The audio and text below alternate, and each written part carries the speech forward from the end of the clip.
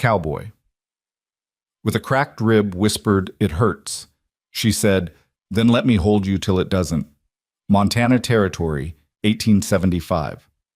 A young cowboy lies bleeding behind a boulder, his rib shattered by a bullet meant to silence him forever. He witnessed a murder, and now killers hunt him across the open prairie. But when a copper-haired healer appears in a wagon, she doesn't run from the gunfire. She rides straight into it. What begins as a desperate rescue becomes something neither of them expected, a love forged in blood, courage, and the unforgiving frontier. Stay with me until the end of this story, and comment the city you're watching from so I can see how far this tale has traveled. The late afternoon sun stretched long shadows across the Montana prairie, turning the golden grass into waves of amber and rust.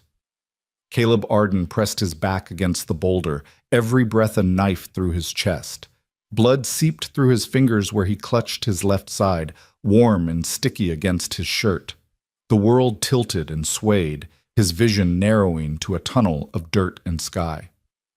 "He went behind them rocks!" a voice shouted from somewhere beyond the ridge. Caleb's jaw clenched. 3 of them. Maybe 4. He'd lost count after the first shot cracked through the air and sent him diving from his horse. The animal had bolted, taking his rifle with it, leaving him with nothing but a half-empty revolver and rapidly fading strength. He'd known running would come to this, known it the moment he'd ridden away from the Triple J Ranch 3 days ago, the image of what he'd witnessed still burning behind his eyelids. Samuel Pritchard, his boss, standing over the bodies of a Cheyenne family, a man, a woman, 2 children, their blood dark on the prairie grass. Pritchard had looked up, seen Caleb on the ridge, and smiled.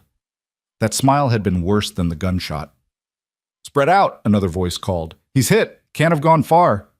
Caleb tried to steady his breathing, but each inhale felt like his ribs were grinding against each other. The bullet had caught him just below his left armpit, a glancing blow that had nevertheless cracked bone. He could feel it, that sickening wrongness inside his chest, like something had come loose and was floating where it shouldn't be. He peered around the edge of the boulder. 3 riders fanned out across the plain, their horses moving at a careful walk. They were in no hurry. They knew he was cornered. The one in the middle was Ray Jessup, Pritchard's foreman, a man with dead eyes and hands that had broken more than a few bones over the years. To his left rode Tom Bigelow, young and eager to prove himself. On the right, Dutch Carver, who never spoke but always smiled, even when he was beating a man senseless. Caleb checked his revolver, 3 rounds left, against 3 armed men on horseback, with open ground in every direction. His hand shook as he thumbed back the hammer. "Arden," Jessup's voice carried across the prairie, "you're making this harder than it needs to be. The boss just wants to talk." Caleb would have laughed if it wouldn't have hurt so much. Talk. Right. The way Pritchard had talked to that Cheyenne family. He closed his eyes, trying to think through the pain.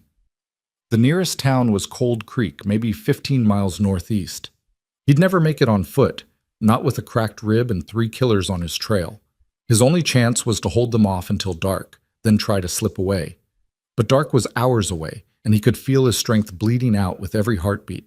The sound of hoofbeats grew closer. They were circling, tightening the noose. Caleb raised the revolver, steadied it against the rock.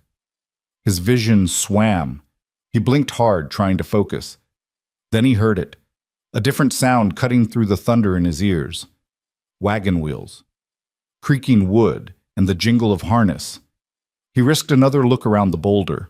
Coming from the east, moving at a steady pace across the prairie, was a covered wagon pulled by 2 dun horses. The driver sat straight-backed on the bench, hat pulled low, face hidden in shadow. "Well now," Jessup said, pulling his horse to a stop. "Looks like we got ourselves a witness." Caleb's stomach dropped. No, not this. Whoever was on that wagon had just rolled into the middle of an execution. The wagon kept coming, not slowing, not turning aside. As it drew closer, Caleb could make out more details. The canvas cover was patched, but clean. Supplies were lashed tight to the sides. And the driver was a woman. She couldn't have been more than 25, with copper hair pulled back in a practical braid. Her face was sun-touched and sharp-featured, her eyes the color of creek water under shade. She wore a simple brown dress covered by a leather duster that had seen better days. She pulled the wagon to a stop 30 yards from the boulder, right between Caleb and the three riders. "Afternoon, gentlemen," she called out, her voice clear and steady. "Seems like I picked a busy stretch of prairie." Jessup walked his horse toward her, his hand resting casual-like on his gun belt. "Ma'am, you should probably keep moving. This here's private business." "Private business that involves shooting at an unarmed man?" The woman tilted her head. "Because from where I'm sitting, that looks like attempted murder." Caleb stared. Was she insane? "Ma'am," Jessup's voice hardened. "I'm a healer," the woman interrupted, wrapping the reins around the brake handle. "Been traveling from Fort Benton. Saw your gunfire from about 2 miles back." She gestured toward Caleb's boulder. "That man hurt?" "That ain't your concern. Actually, it is." She climbed down from the wagon with the easy confidence of someone who'd done it 1,000 times. "I took an oath. See a person in need, I help. Simple as that." Bigelow laughed, a nervous sound. "Lady, you got about 5 seconds to get back on that wagon before..." "Before what?" She turned to face him directly. "Before you shoot me too? In broad daylight? On the territorial road?" She shook her head. "I don't think so. See, that surveying team about 3 miles back? They saw your horses, and I made sure to tell them I was heading this way to investigate gunshots. They'll remember me. They'll remember my wagon." It was a bluff. Caleb could hear it in the slight tremor beneath her words, could see it in the way her hands stayed carefully visible and empty. But it was a good bluff. Jessup's eyes narrowed. "You're making a mistake." "Maybe." She moved toward the boulder, slowly, her hands still in plain sight. "But I'm making it anyway." "Stop right there," Jessup growled. She stopped, but she didn't back down. "I'm going to check on that man. You can ride away, or you can explain to a federal marshal why you shot a healer on a public road. Your choice." The silence stretched out, broken only by the prairie wind and the creak of saddle leather as Dutch Carver shifted his weight. Caleb held his breath, his gun still raised, watching the standoff unfold. Finally, Jessup spat into the dirt. "This ain't over, Arden. You hear me? Pritchard's got a long reach." He wheeled his horse around, the other two following. But before they rode off, Jessup looked back at the woman. "You just made yourself an enemy, lady. Remember that." "I'll add it to the list," she said quietly. They rode away at a canter, dust rising in their wake. The woman waited until they crested the far ridge before she moved again, walking quickly around the boulder. She stopped short when she saw Caleb, her eyes taking in the blood, the gun, the gray cast to his skin. "Holy hell," she breathed. "You look terrible." Caleb tried to answer, but the world chose that moment to tilt sideways. His gun slipped from his fingers, and he felt himself falling, the boulder at his back no longer enough to hold him upright. The woman lunged forward, catching him before he hit the ground. Her arms were stronger than he expected, her hands sure and steady as she lowered him onto his back. Hey, stay with me." She pressed her palm against his wounded side, and Caleb sucked in a sharp breath. "I know it hurts. I know. But I need you conscious. Can you do that for me?" He managed a nod, focusing on her face. Up close, he could see a small scar above her left eyebrow, a dusting of freckles across her nose. Her eyes were urgent, but not panicked. "What's your name?" she asked, already unbuttoning his shirt with quick, efficient movements. "Caleb," he managed. "Caleb Arden." "All right, Caleb Arden. I'm Marin Hale, and I'm going to get you into my wagon, but first I need to see how bad this is." She pulled back the blood-soaked fabric and hissed through her teeth. "Bullet wound. Looks like it caught your rib." "Cracked," he gasped. "Can feel it." "I bet you can." She was already moving, pulling supplies from her pockets. Bandages, a small bottle of something that smelled like alcohol and sage. "This is going to hurt worse before it gets better. Ready?" "Do I..." He coughed, tasted copper. "Have a choice?" "Not really." She poured liquid over the wound, and Caleb's vision went white. He heard himself cry out, felt her hand grip his shoulder. "Breathe," she commanded. "In through your nose, out through your mouth. That's it. Again." He obeyed, dragging air into his lungs despite the agony lancing through his chest. Slowly, the world came back into focus. Marin was wrapping bandages around his torso, her movements practiced and sure. You're good at this, he managed. I'd better be. Spent 2 years apprentice to a doctor in St. Louis before I came west. She tied off the bandage, then sat back on her heels, studying him. You gonna tell me why those men were trying to kill you? Caleb met her eyes. In them, he saw no judgment, only a frank curiosity mixed with concern. I saw something I shouldn't have, he said quietly. And now I'm a loose end. She nodded slowly, as if this confirmed something she'd already suspected. Well then, lucky for you, I'm headed to Cold Creek. Town's about 15 miles northeast. I'm the new midwife there, or I will be once I actually arrive. She stood, brushing dust from her skirts. Think you can make it to the wagon, or do I need to drag you? I can walk. It was a lie, and they both knew it. But when she slipped her arm under his shoulders and helped him to his feet, he gritted his teeth and took one step, then another. The world swayed dangerously, but Marin's grip was iron strong. That's it, she murmured. Just a few more yards. They made it to the wagon, though Caleb couldn't have said how. His legs felt like water, his chest like someone had packed it with broken glass. Marin lowered the tailgate and helped him climb inside, where he collapsed onto a pile of blankets that smelled like lavender and wood smoke. Lie still, she ordered, arranging the blankets around him. And don't you dare die on me, Caleb Arden. I didn't bluff my way past 3 gunmen just to lose you to blood loss. Yes, ma'am, he whispered. She paused, her hand gentle on his forehead, checking for fever. For a moment, her expression softened. You're safe now. Rest. Then she was gone, the tailgate creaking shut, her footsteps moving toward the front of the wagon. Caleb heard her climb onto the bench, heard the snap of reins and the creak of wheels as they lurched into motion. The wagon's movement sent fresh waves of pain through his chest, but beneath it, Caleb felt something else, a fragile, unexpected hope. He closed his eyes and let the darkness take him. When Caleb woke, the light had changed. Late afternoon had given way to dusk, painting the canvas wagon cover in shades of purple and gold. The wheels still rumbled beneath him, and every jolt sent a spike of pain through his ribs, but the bleeding had stopped. He could tell from the way his bandages felt, tight and dry rather than wet. He tried to sit up and immediately regretted it. Stay down, Marin's voice called from the front. We're still about 5 miles out from Cold Creek. You can suffer through lying still for another hour. Caleb eased back onto the blankets, staring up at the wagon's arched frame. You always this bossy with people you just met? Only the ones who get shot saving evidence of murder. There was a pause. That is what happened, isn't it? You saw someone killed. He should have been surprised that she'd put it together so quickly, but somehow he wasn't. This woman had stared down 3 armed men without flinching. She was clearly sharper than most. A family, he said quietly. Cheyenne, a mother, father, 2 little girls. My boss, Samuel Pritchard. He wanted their land. They wouldn't sell, so he... The word stuck in his throat. So he killed them, Marin finished, her voice flat. And you saw it. Yeah. And instead of killing you right there, he sent men to hunt you down. Why? Caleb frowned. It was a good question, one he'd been too busy running to consider properly.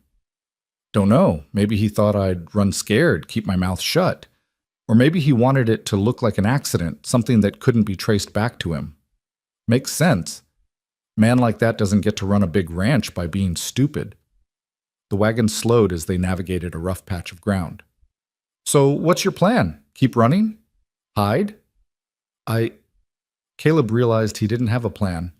Not beyond staying alive for the next day, the next hour. I need to get word to the territorial marshal.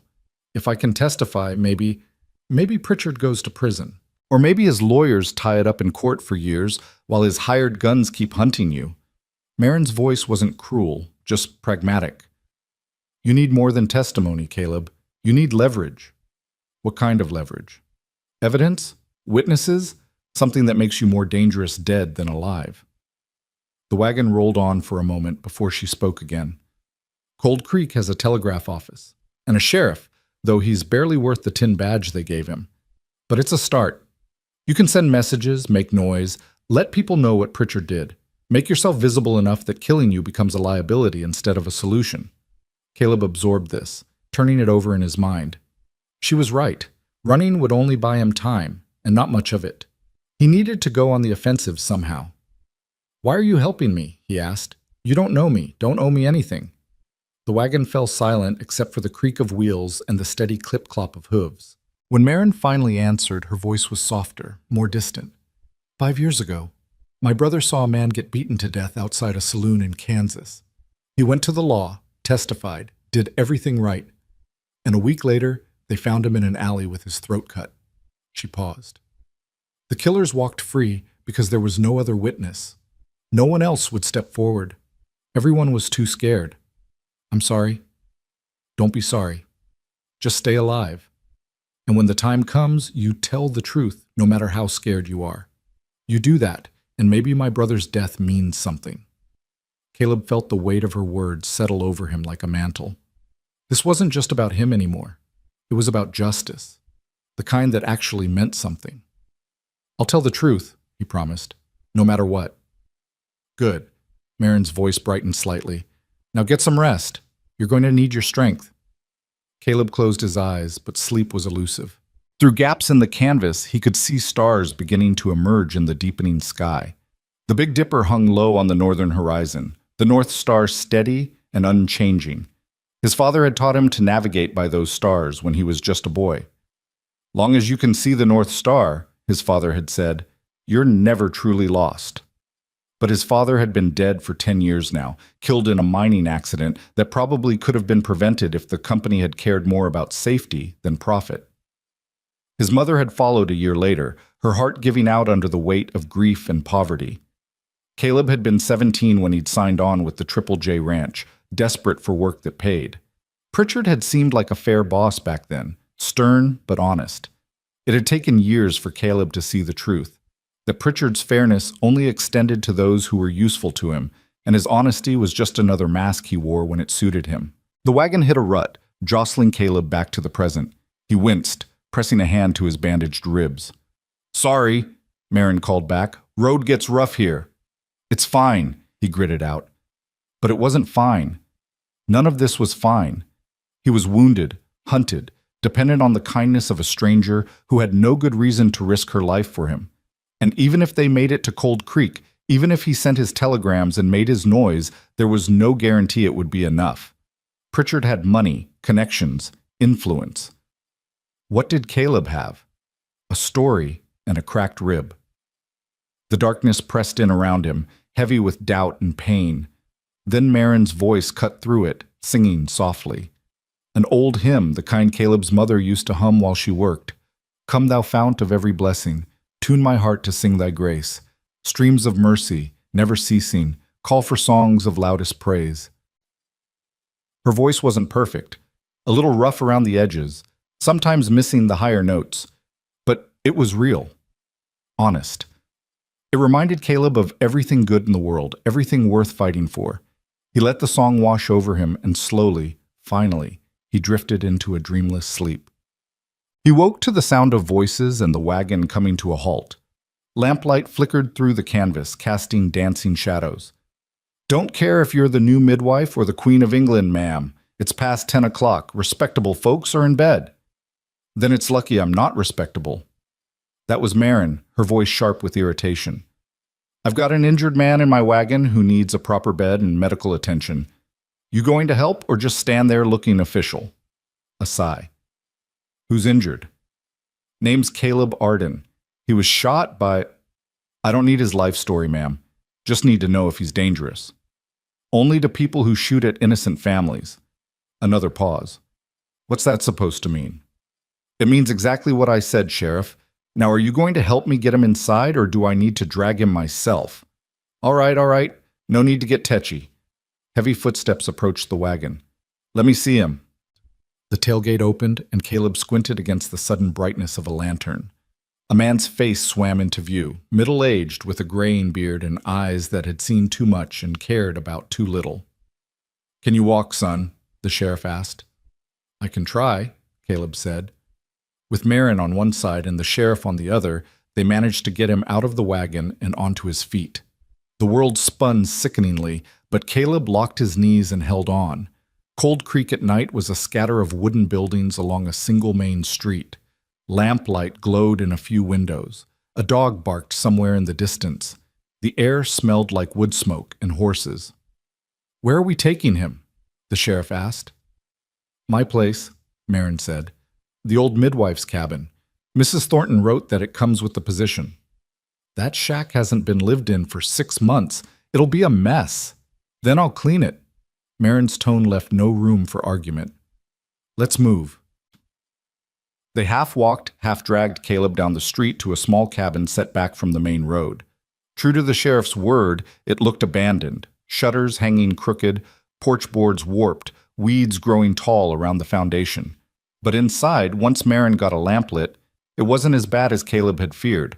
One main room with a fireplace, a small bedroom off to the side, a lean-to shed out back. Dusty, yes, but structurally sound. They lowered Caleb onto a narrow bed in the corner. He sank into the mattress with a groan of relief. "I'll need to check those bandages," Marin said, already moving toward her medical supplies.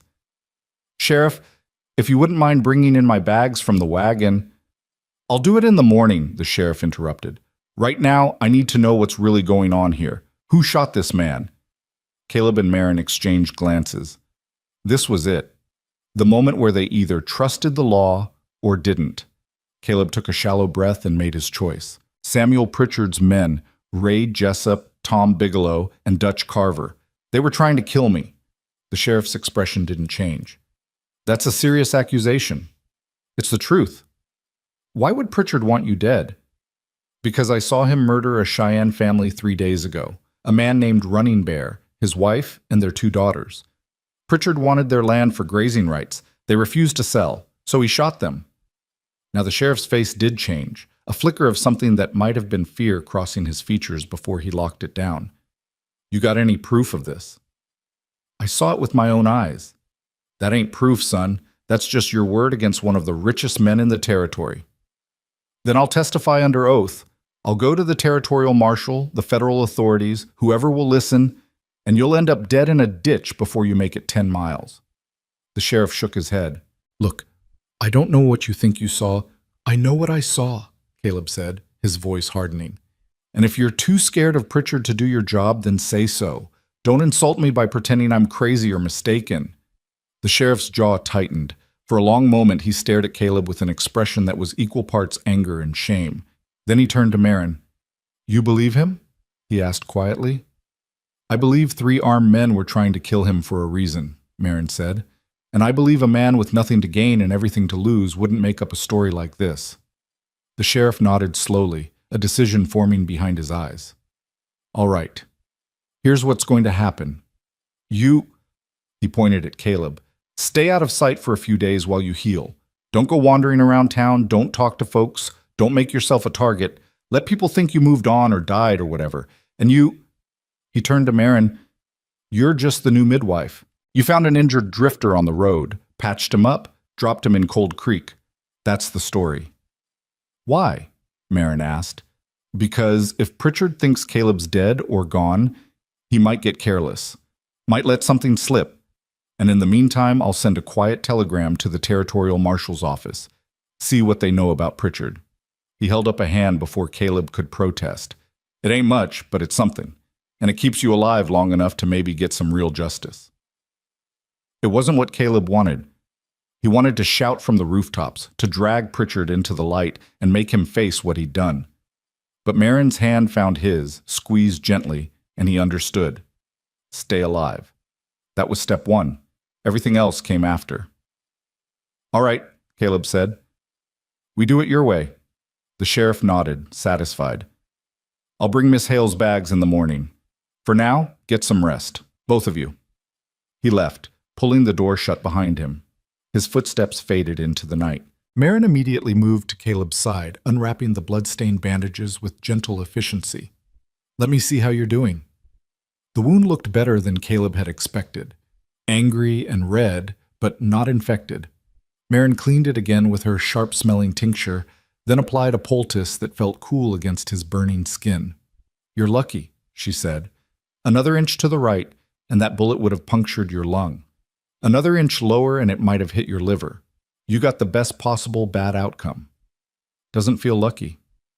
I know. She finished rewrapping the bandages, her movements sure and practiced. But you're alive, and as long as you're alive, there's hope. Caleb studied her in the lamplight. This woman who had appeared out of nowhere and saved his life, who had bluffed armed killers and faced down a reluctant sheriff, who was now tending his wounds like it was the most natural thing in the world. Why are you really doing this? He asked softly. Your brother, I understand that. But this is more than just keeping a promise to a dead man. Marin was quiet for a long moment, her hands stilling on the bandages.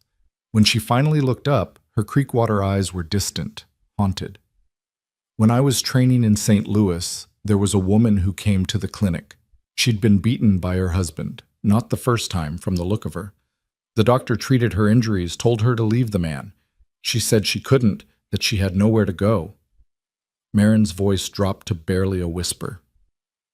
2 weeks later, they found her body in the river. The husband said she'd fallen, that it was an accident. Everyone knew he was lying, but no one did anything. No one wanted to get involved. She looked down at her hands, at the blood staining the bandages. I swore then that I would never be that person. The one who looks away because it's easier, safer. If I can help, I help. It's as simple as that. It's not simple, Caleb said. You could have been killed today. So could you, but we weren't. She met his eyes, and for the first time since they'd met, she smiled. A small, tired smile that nonetheless lit her entire face. And now you're going to live long enough to make Pritchard pay for what he did. That's worth the risk. Caleb felt something shift in his chest, something that had nothing to do with his cracked rib. Looking at Marin Hale, seeing the fierce determination and gentle compassion warring in her expression, he felt a pull unlike anything he'd experienced before. It was more than gratitude, more than simple attraction. It was recognition, the soul-deep knowledge that this woman, this stranger who had ridden into his life at his darkest moment, was going to change everything. Thank you, he said, inadequate as the words were. You're welcome. She stood, brushing dust from her skirts. Now, get some sleep. I'm going to try to make this place halfway livable before morning. Maureen? She turned back. I'm going to make this right, he promised.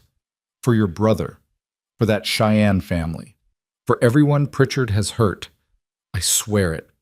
Her smile widened just a fraction. I know you will, Caleb Arden. I can see it in you. Then she was moving through the cabin, lighting more lamps, opening shutters, filling the space with purpose and light. And Caleb, exhausted and aching but somehow more hopeful than he'd been in days, let himself drift back to sleep. Outside, the prairie night sang its ancient song, coyotes calling, wind rustling through grass, stars wheeling overhead in their eternal dance. And in a small cabin in Cold Creek, two people who had been strangers that morning began the slow, uncertain work of trust.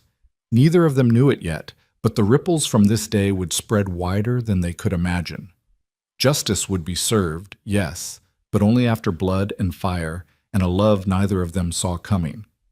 For now, though, they simply endured. And on the frontier, sometimes endurance was the bravest thing of all. The lamp burned low as Marin worked, casting long shadows across the walls. And in those shadows, watching from the darkness beyond the windows, Cold Creek held its breath and waited to see what would come next. Morning arrived with pale sunlight filtering through the cabin's dusty windows, painting stripes across the rough wooden floor. Caleb woke to the smell of coffee and bacon, the homely scent so unexpected that for a moment he thought he was dreaming. Then his ribs reminded him otherwise, sending a sharp lance of pain through his chest as he tried to sit up. Easy, Marin's voice came from across the room. She stood at the small stove, tending a skillet with the same practiced efficiency she brought to everything. Her copper hair was loose around her shoulders, catching the morning light. You move like that, and you'll tear something open. Caleb eased back against the thin pillow, breathing carefully. How long was I out? About 10 hours. It's nearly 7. She brought over a tin plate loaded with eggs and bacon, along with a steaming cup of coffee. Eat. You need to rebuild your strength. The food was simple but good, and Caleb realized he couldn't remember the last time he'd eaten. 2 days ago? 3? The flight from Pritchard's ranch had been a blur of fear and adrenaline. Where'd you get all this? he asked between bites. Sheriff brought my bags over at dawn, along with some supplies from the general store on credit, since apparently the town council authorized a stipend for the midwife.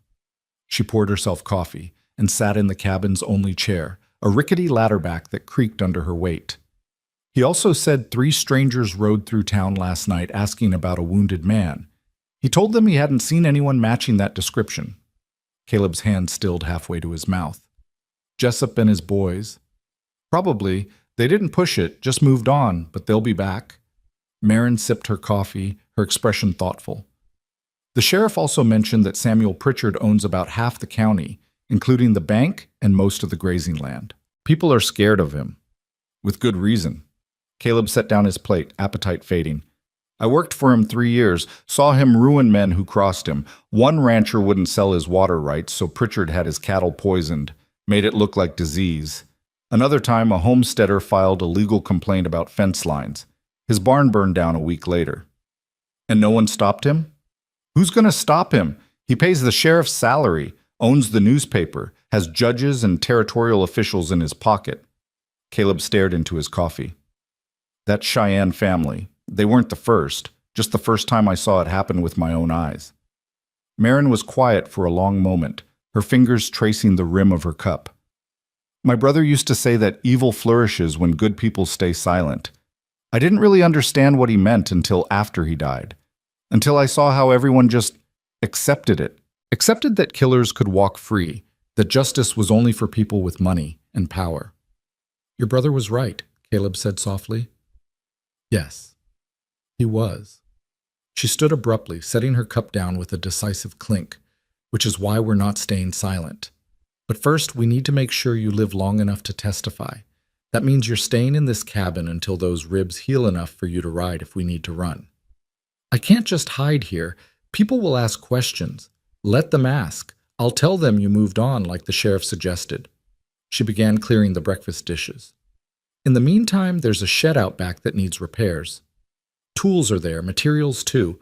When you're feeling stronger, and not before, you can make yourself useful. Give you something to do besides brood. Caleb wanted to argue, but the exhaustion weighing down his limbs told him she was right. He wasn't in any shape to ride, let alone fight.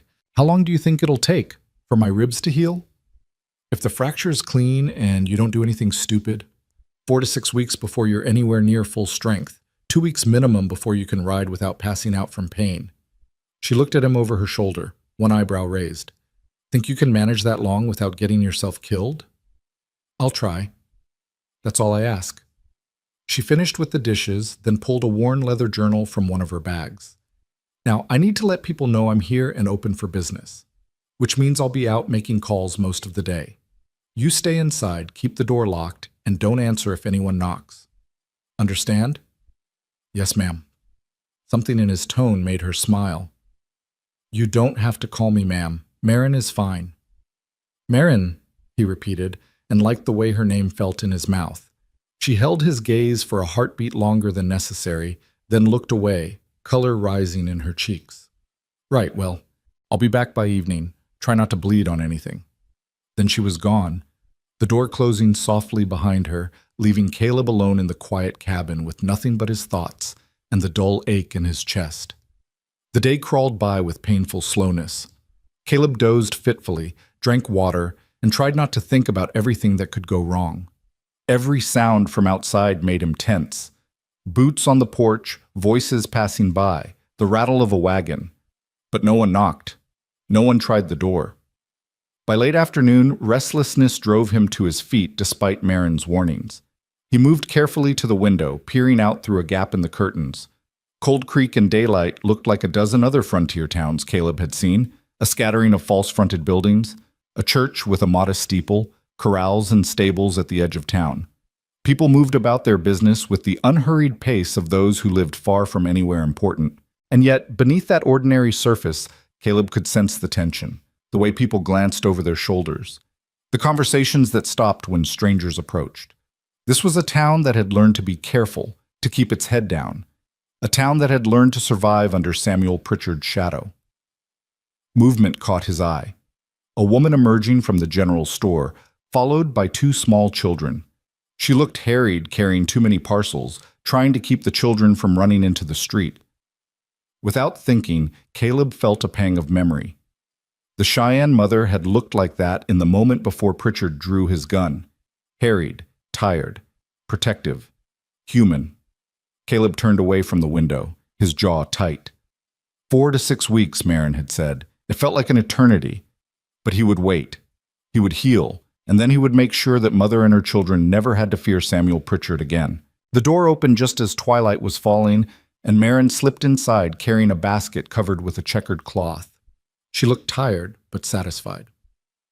"How was your first day as Cold Creek's midwife?" Caleb asked. "Productive. Met about a dozen families, checked on 2 pregnant women and 1 with a newborn." She set the basket on the table and began unpacking. Fresh bread, a jar of preserves, some apples. "Mrs. Henderson from the boarding house sent this, said it was a welcome gift." "That was kind of her." "It was strategic," Marin corrected, though her tone was warm. "She wanted to make sure I knew her daughter is 5 months along with her first baby. Wanted to book my services in advance." She glanced at him. "How are you feeling? You look less gray than this morning." "I'm fine. Restless." "That's a good sign. Means your body's starting to recover." She cut slices of bread and spread preserves, handing him one.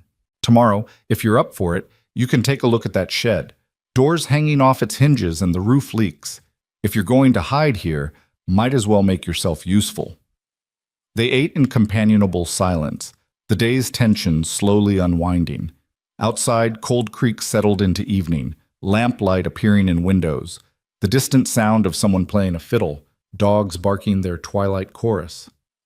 "Tell me about your family," Marin said suddenly. "You know about my brother, but I don't know anything about you." Caleb swallowed his bite of bread, considering. "Not much to tell. My father died in a mine collapse when I was 17. My mother followed a year later. Heart just gave out, the doctor said, but I think she died of grief." He stared at his hands, at the calluses and scars that mapped his years of hard labor. "I've been on my own since then. Worked ranches, cattle drives, whatever paid. Ended up at Pritchard's place 3 years ago." "No siblings?" "Had a sister, younger. She died of scarlet fever when she was 6. The memory was old enough that it no longer cut quite as deep, but it still ached. I barely remember her, just flashes, her laugh, the way she used to follow me everywhere." "I'm sorry," Marin said softly. "It's all right. Was a long time ago." He met her eyes. "What about you? Any other family besides your brother?" Her expression closed slightly, like a door being gently shut. "No. Our parents died of cholera when I was 15, and Thomas was 19. We had each other, at least for a while." She stood, began clearing the dishes. "Then I had no one. So I threw myself into learning healing. Figured if I couldn't save the people I loved, at least I could save strangers." There was a world of pain in those words, a grief that mirrored Caleb's own. He understood, suddenly, why she had risked everything for him. It wasn't just about justice or keeping promises. It was about refusing to be helpless again. "You did save me," he said quietly. "You know that, right? If you hadn't come along when you did, but I did come along, and you're alive. That's what matters." She turned to face him, her expression fierce. "And you're going to stay alive, Caleb Arden, long enough to see Pritchard answer for what he did. I won't accept anything less." The intensity in her voice sent a shock through him, something electric and undeniable. In the lamplight, with her copper hair loose and her eyes blazing with determination, Marin Hale was the most beautiful thing Caleb had ever seen, and the most terrifying, because he was starting to realize that his life was now bound to hers in ways that went far beyond gratitude or circumstance. She had saved him, yes, but more than that, she had given him something to fight for beyond mere survival. She had given him hope. "I promise," he said, and meant it with every fiber of his being. "I'll stay alive." She nodded, satisfied, and went back to her dishes. And Caleb, watching her move through the small cabin with quiet confidence, felt the first fragile stirrings of something he hadn't felt in years, the sense that he might actually have a future worth living. The days that followed fell into an unexpected rhythm. Mornings, Marin would tend to Caleb's wounds, changing bandages and checking for signs of infection. Then she would head out into Cold Creek, making her rounds, delivering medicines, checking on expectant mothers. And Caleb, once he could move without wanting to scream, would work on the shed. The repairs gave him purpose, something to focus on beyond the constant gnawing fear. He replaced the rotted door frame, patched the leaking roof with spare shingles, reinforced the foundation where weather and neglect had taken their toll. The work was slow and painful, each hammer blow sending echoes through his cracked ribs, but it was also strangely satisfying. He was building something, making something whole that had been broken. Evenings were the best part of the day. Marin would return as the sun was setting, and they would share whatever simple meal they could cobble together. Then, as the night deepened, they would talk. Caleb learned that Marin had grown up in Ohio, that her favorite season was autumn, that she could play the piano but hadn't touched one in years. He learned that she was terrified of thunderstorms because of a tornado that had nearly destroyed her childhood home. He learned that she read voraciously, medical texts, poetry, novels, anything she could get her hands on, and that she had a sharp, dry sense of humor that caught him off guard and made him laugh despite everything. And in turn, he told her things he'd never told anyone, about the nightmares that still woke him sometimes, full of his father's screams as the mine collapsed, about the guilt he carried for surviving when so many others hadn't, about the way working with horses made him feel peaceful in a way nothing else did, how their simple honesty and lack of pretense was a balm to his soul. "You should have your own place someday," Marin said one night, about a week into his stay. They were sitting on the cabin's small porch, watching fireflies dance in the gathering dusk. "A ranch of your own, raise horses, maybe some cattle. Build something that's yours." "That's a nice dream," Caleb said. "Not sure it's a realistic one for a wanted man." "You won't be wanted forever, once Pritchard's arrested, once you testify." "If he's arrested. If I testify." Caleb shook his head. "Marin, you've seen this town. You've seen how scared everyone is. Even the sheriff is hedging his bets, playing both sides.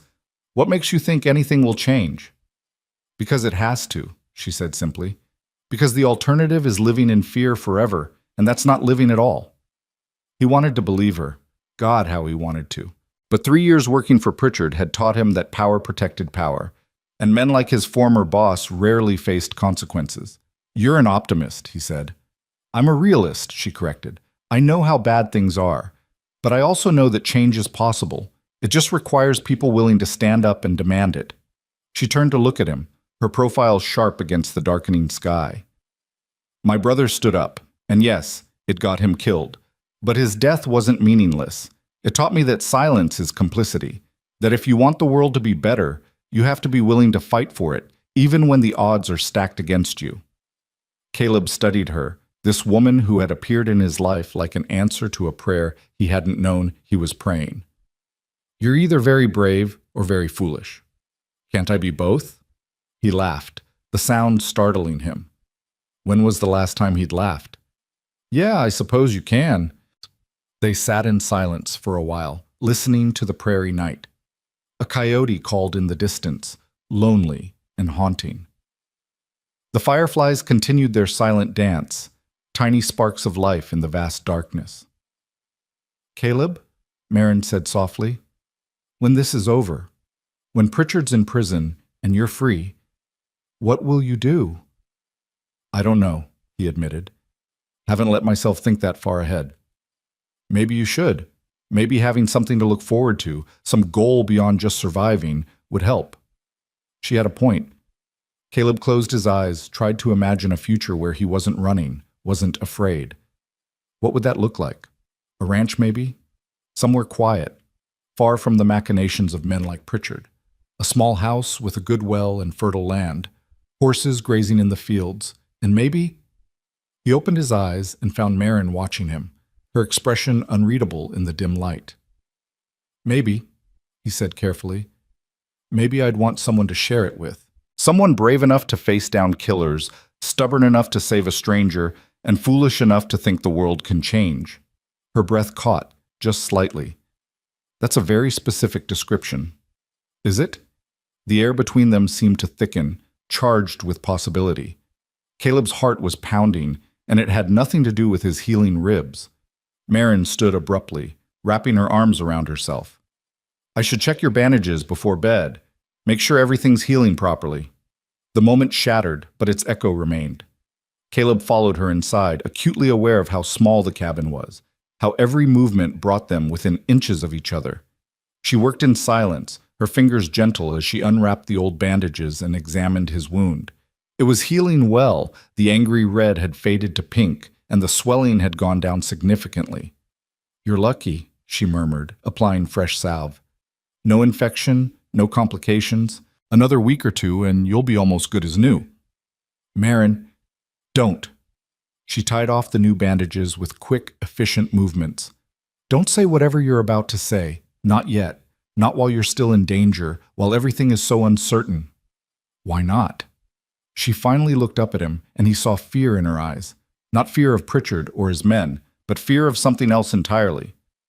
"Because I can't afford to hope for things that might not happen. Because if I let myself want something, truly want it, and then lose it..." She trailed off, shaking her head. "I've lost too many people already, Caleb. I can't lose anyone else." Understanding flooded through him. She was protecting herself, building walls against the possibility of more grief. He couldn't blame her. He'd done the same thing for years. But now, looking at her in the lamplight, seeing the vulnerability beneath her fierce exterior, Caleb realized he was tired of those walls. Tired of living half a life, always holding back, always afraid to want anything beyond the next sunrise. "You won't lose me," he said quietly. "I promise you that." "You can't promise that. No one can." "Then I'll promise to try. To fight with everything I have to make sure we both get through this." He caught her hand, held it gently. "I know it's too soon. I know we barely know each other. But Marin, you saved my life, and now I can't imagine..." She pressed her fingers to his lips, stopping the words. "Not yet," she whispered. "Please, let's just take this one day at a time. Can we do that?" It wasn't what he wanted, but it was enough. For now. "One day at a time," he agreed. She nodded, withdrew her hand, and retreated to her small bedroom. Caleb settled onto his bedroll in the main room, listening to the soft sounds of her preparing for sleep. One day at a time. He could do that. He could be patient. But he also knew, with a certainty that went bone deep, that Marin Hale had become as essential to him as breathing. And when this was over, when Pritchard was brought to justice and the danger had passed, he would tell her so. He would tell her everything. Another week slipped by, marked by the slow, steady progress of healing. Caleb's ribs hurt less each day. His breathing came easier. His strength returned in increments. The shed was nearly finished, transformed from a collapsing wreck into something sturdy and useful. He'd even started on repairs to the cabin itself, fixing the warped porch boards, replacing cracked window panes, reinforcing the chimney. Marin pretended not to notice how the cabin was becoming more of a home with each passing day. She focused on her work, delivering 2 babies in one exhausting 36-hour stretch, treating a farmhand who'd broken his arm, and helping a young woman through a difficult miscarriage that left everyone shaken. "I hate this part," she told Caleb one night, her voice thick with exhaustion and grief. They sat at the small table, the remains of a simple dinner between them, knowing that sometimes, no matter what you do, it's not enough, that life is fragile and unfair, and... She broke off, pressing her hands to her face. Without thinking, Caleb stood and moved to her side. He pulled her gently to her feet and into his arms, holding her while she shook with silent tears. "I'm sorry," she whispered against his chest. "I don't usually..." "It's all right," he murmured into her hair. "You don't have to be strong all the time." She clung to him, her fingers gripping his shirt, and Caleb held her tighter, ignoring the dull ache in his ribs. This was more important than pain. This was Marin, finally letting herself be vulnerable, finally accepting comfort instead of always giving it. When her tears subsided, she didn't pull away immediately. She stayed in the circle of his arms, her cheek pressed to his shoulder, breathing in slow, shuddering gulps. "Thank you," she finally said. "Always." She did pull back then, wiping at her eyes with the heel of her hand. "I must look a mess." "You look beautiful." The words hung between them, honest and unadorned. Marin's eyes widened, color flooding her cheeks. "Caleb?" A sharp knock on the door cut her off. They both froze. It was well past dark. No one should be calling at this hour. Another knock, more insistent. Miss Hale? You in there? It's Sheriff Mason. Marin glanced at Caleb, who was already moving toward the bedroom to hide. But before he could disappear, the door burst open. Sheriff Mason stumbled inside, blood streaming from a gash on his forehead. Behind him, the night was full of the sound of galloping horses and shouting men. "They're coming!" the sheriff gasped. "Pritchard's men. Someone told them you've got Caleb here. You need to run. Now!" Caleb's blood turned to ice. "How many?" "6, maybe more. Heavily armed." The sheriff swayed, caught himself against the doorframe. "I tried to turn them back, but Jessup hit me with his rifle butt, and—" "Where are they now?" Marin demanded, already grabbing supplies, her medical bag, anything essential. 2 minutes behind me, maybe less." The sheriff looked at Caleb, and there was genuine regret in his eyes. "I'm sorry, son. I sent that telegram like I said I would, but I guess someone in the marshal's office is on Pritchard's payroll. They knew before I even got a response back." "It's not your fault," Caleb said, though his mind was racing. 6 men. He had his revolver with 3 bullets. Marin had nothing, and his ribs, though much better, were still far from healed. He couldn't run far or fast. "You two need to go. I'll hold them off." "Don't be stupid," Marin snapped. "We all go or no one does." "She's right," the sheriff said, though he was clearly struggling to stay upright. "There's an old mining camp about 3 miles north, abandoned, half collapsed, but it's got places to hide. If you can make it there." The thunder of hoofbeats was suddenly very close. Too close. "Out the back," Caleb ordered. "Through the shed. Go!" Marin hesitated for a fraction of a second, then grabbed the sheriff's arm and hauled him toward the back door. Caleb followed, his ribs screaming protest as he moved faster than he had in days. They burst out of the shed just as gunfire erupted from the front of the cabin. Windows shattered, wood splintered. "This way!" The sheriff pointed north toward a dense line of cottonwoods that marked the creek bank. They ran. The darkness swallowed them whole as they crashed through the underbrush, branches tearing at their clothes and skin. Behind them, angry voices shouted orders and more gunfire split the night.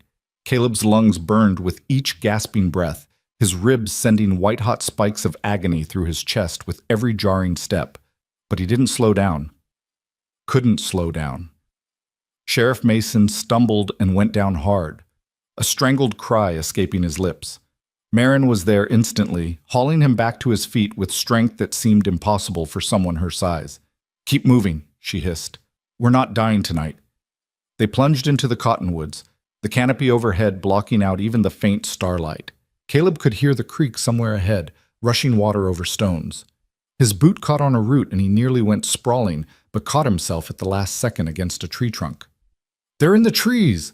Jessup's voice rang out, much too close. "Spread out! Don't let them reach the creek!" Marin grabbed Caleb's arm, pulling him sharply to the left. The sheriff followed, one hand pressed to his bleeding head, the other gripping a pistol he'd somehow managed to hold on to. They half ran, half slid down the embankment toward the water. The creek was swollen from recent rains, running fast and dark. Caleb didn't hesitate. He waded in, gasping as the cold water hit his legs, then his waist. Marin followed, holding her medical bag above her head. The sheriff came last, moving slower, his breathing labored. "Cross to the other side," Mason wheezed. "Follow the bank north. The old mine's about a mile from here."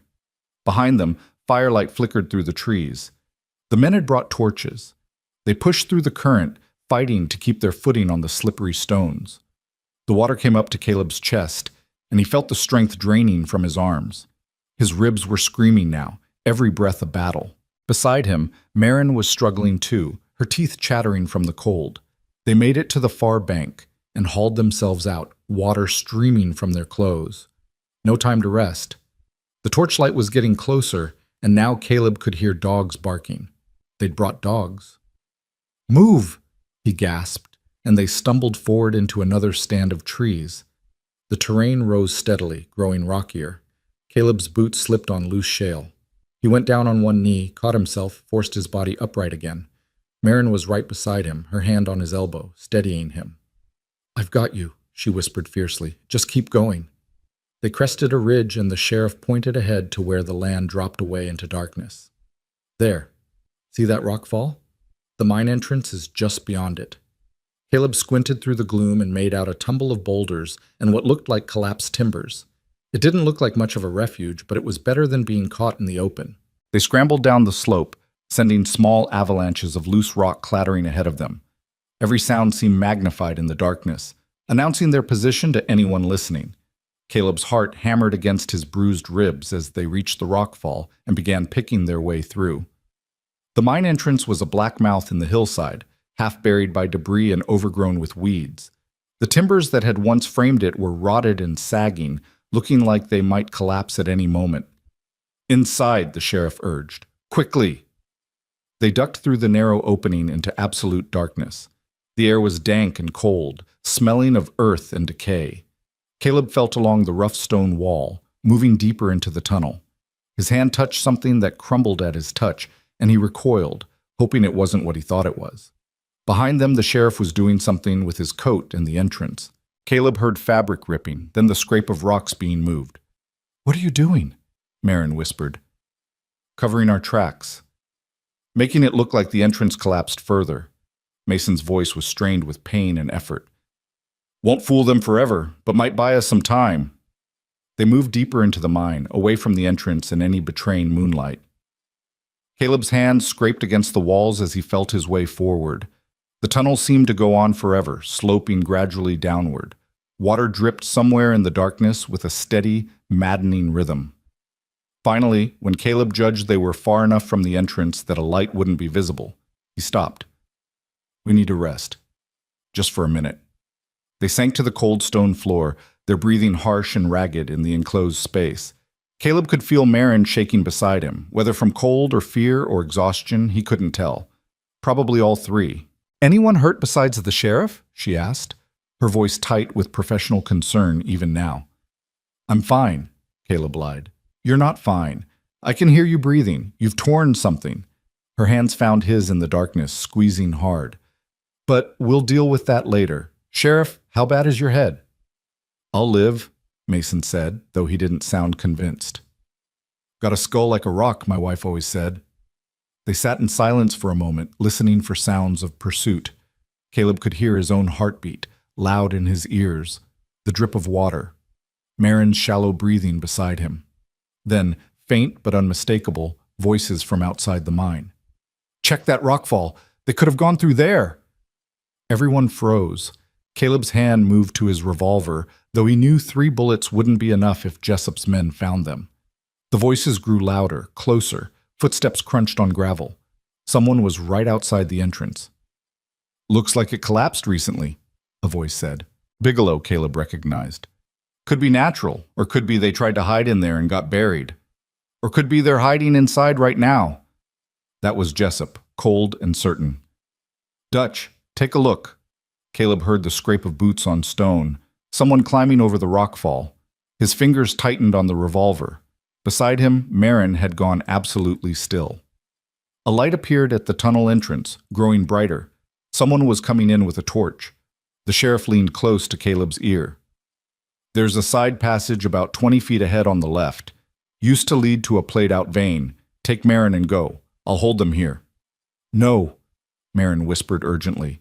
"We're not leaving you. You don't have a choice. I'm half dead already, and I'll be damned if Pritchard wins because I slowed you down." Mason pressed his pistol into Caleb's hand. 7 shots. Make them count. Now go, before that torch gets close enough to see us. The torchlight was advancing down the tunnel, throwing wild shadows on the walls. They were out of time. Caleb grabbed Marin's hand and pulled her deeper into the mine. She resisted for a second, then followed, her hand gripping his so hard it hurt. They felt their way along the wall, moving as quickly and quietly as they could. Behind them, the torchlight stopped. "I see something," Dutch's voice called out. "Looks like, there's someone here."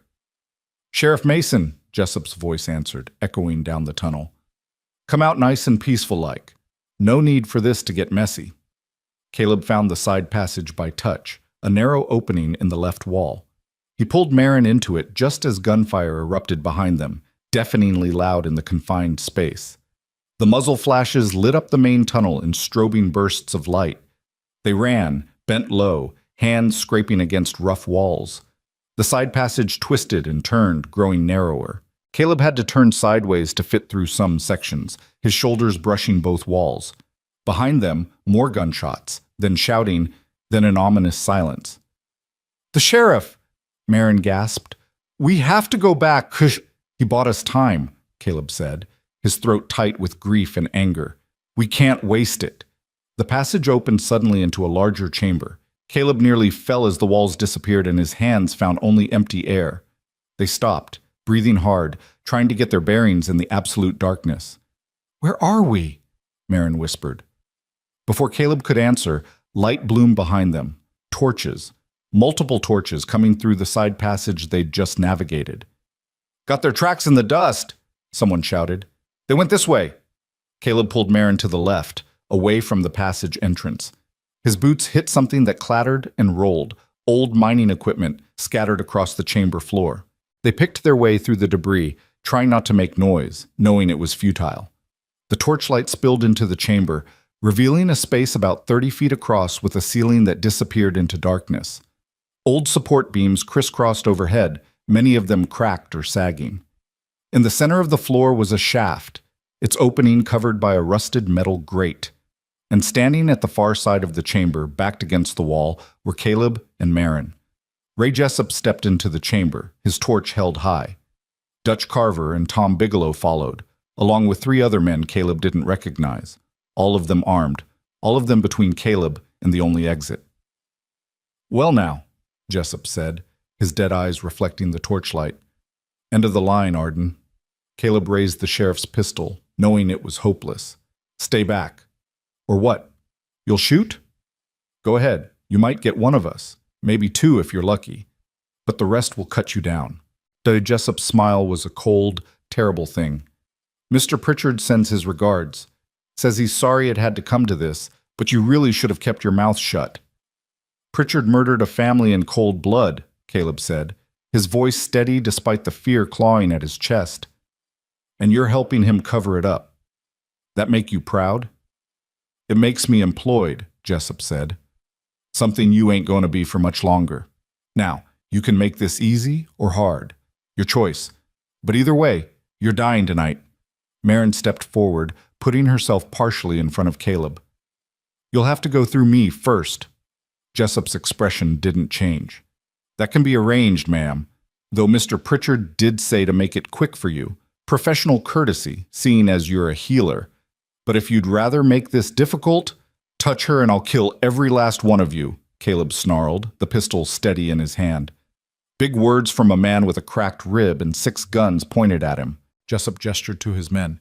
"Take them." Everything happened at once. Caleb fired, the shot catching one of the unknown men in the shoulder and spinning him around. Marin dove to the side, grabbing a length of rusted pipe from the debris.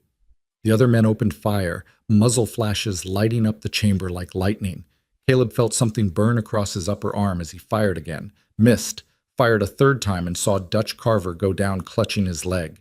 He and Marin were moving, scrambling behind an old ore cart for cover as bullets sparked off metal and stone. "The shaft!" Marin shouted, pointing. "If we can reach it!"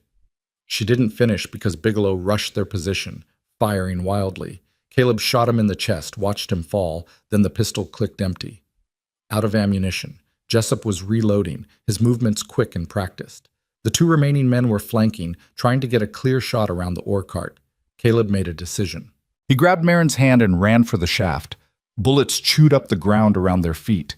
They reached the rusted grate and Caleb kicked it, once, twice. On the 3rd kick it gave way with a screech of tortured metal, falling into darkness. He didn't hear it hit bottom. "Trust me," he said to Marin. Her eyes were wide with terror and understanding. "Are you insane?" "Probably." He kissed her, hard and quick, tasting salt and fear and something sweet beneath it. "Jump on 3. 1. Caleb. 2. Jessup was running toward them, gun raised. 3. They jumped. The fall seemed to last forever and no time at all. Darkness rushing past, air screaming in their ears, Marin's scream cut short as they hit water. The impact drove the air from Caleb's lungs and sent shockwaves of agony through his ribs. Cold enveloped him, pressed in from all sides. Then the current caught them. The underground stream moved fast, pulling them along like leaves in a flood. Caleb fought to keep his head above water, to keep hold of Marin's hand. His ribs felt like they were tearing apart. His vision swam with pain and lack of oxygen. The stream carried them through absolute darkness, bouncing them off rocks, dragging them under and spitting them back up. Caleb's shoulder slammed into stone, and he felt something give way with a wet pop. His grip on Marin's hand slipped. "Marin!" he shouted, swallowing water, choking. Her hand found his again, iron tight. "I'm here!" The current grew faster, the water rougher. Caleb could hear the roar of what sounded like rapids ahead. He tried to angle toward what he hoped was the bank, but the current was too strong. They shot around a bend, and suddenly there was light, faint starlight filtering down through a crack in the ceiling. In that brief illumination, Caleb saw white water ahead, rocks jutting up like teeth. "Hold your breath," he managed to gasp before the rapids took them. The world became chaos. Water and stone and pain, spinning end over end, lungs burning, ribs screaming. Something hit Caleb's head and stars exploded behind his eyes. He lost Marin's hand again, reached blindly, found nothing. Then the stream spat him out into calmer water and he surfaced, gasping and coughing. His head was ringing, blood ran down his face from a cut above his eye. His left arm hung useless at his side, dislocated shoulder grinding against the socket. "Marin!" He spun in the water, searching. "Marin! Here!" Her voice came from behind him, weak but alive. He turned and saw her clinging to a rock near the bank, her face pale in the starlight. Relief flooded through him so intensely it was almost painful. They made it to the shore and collapsed onto mud and gravel, coughing up water, shaking with cold and shock and adrenaline.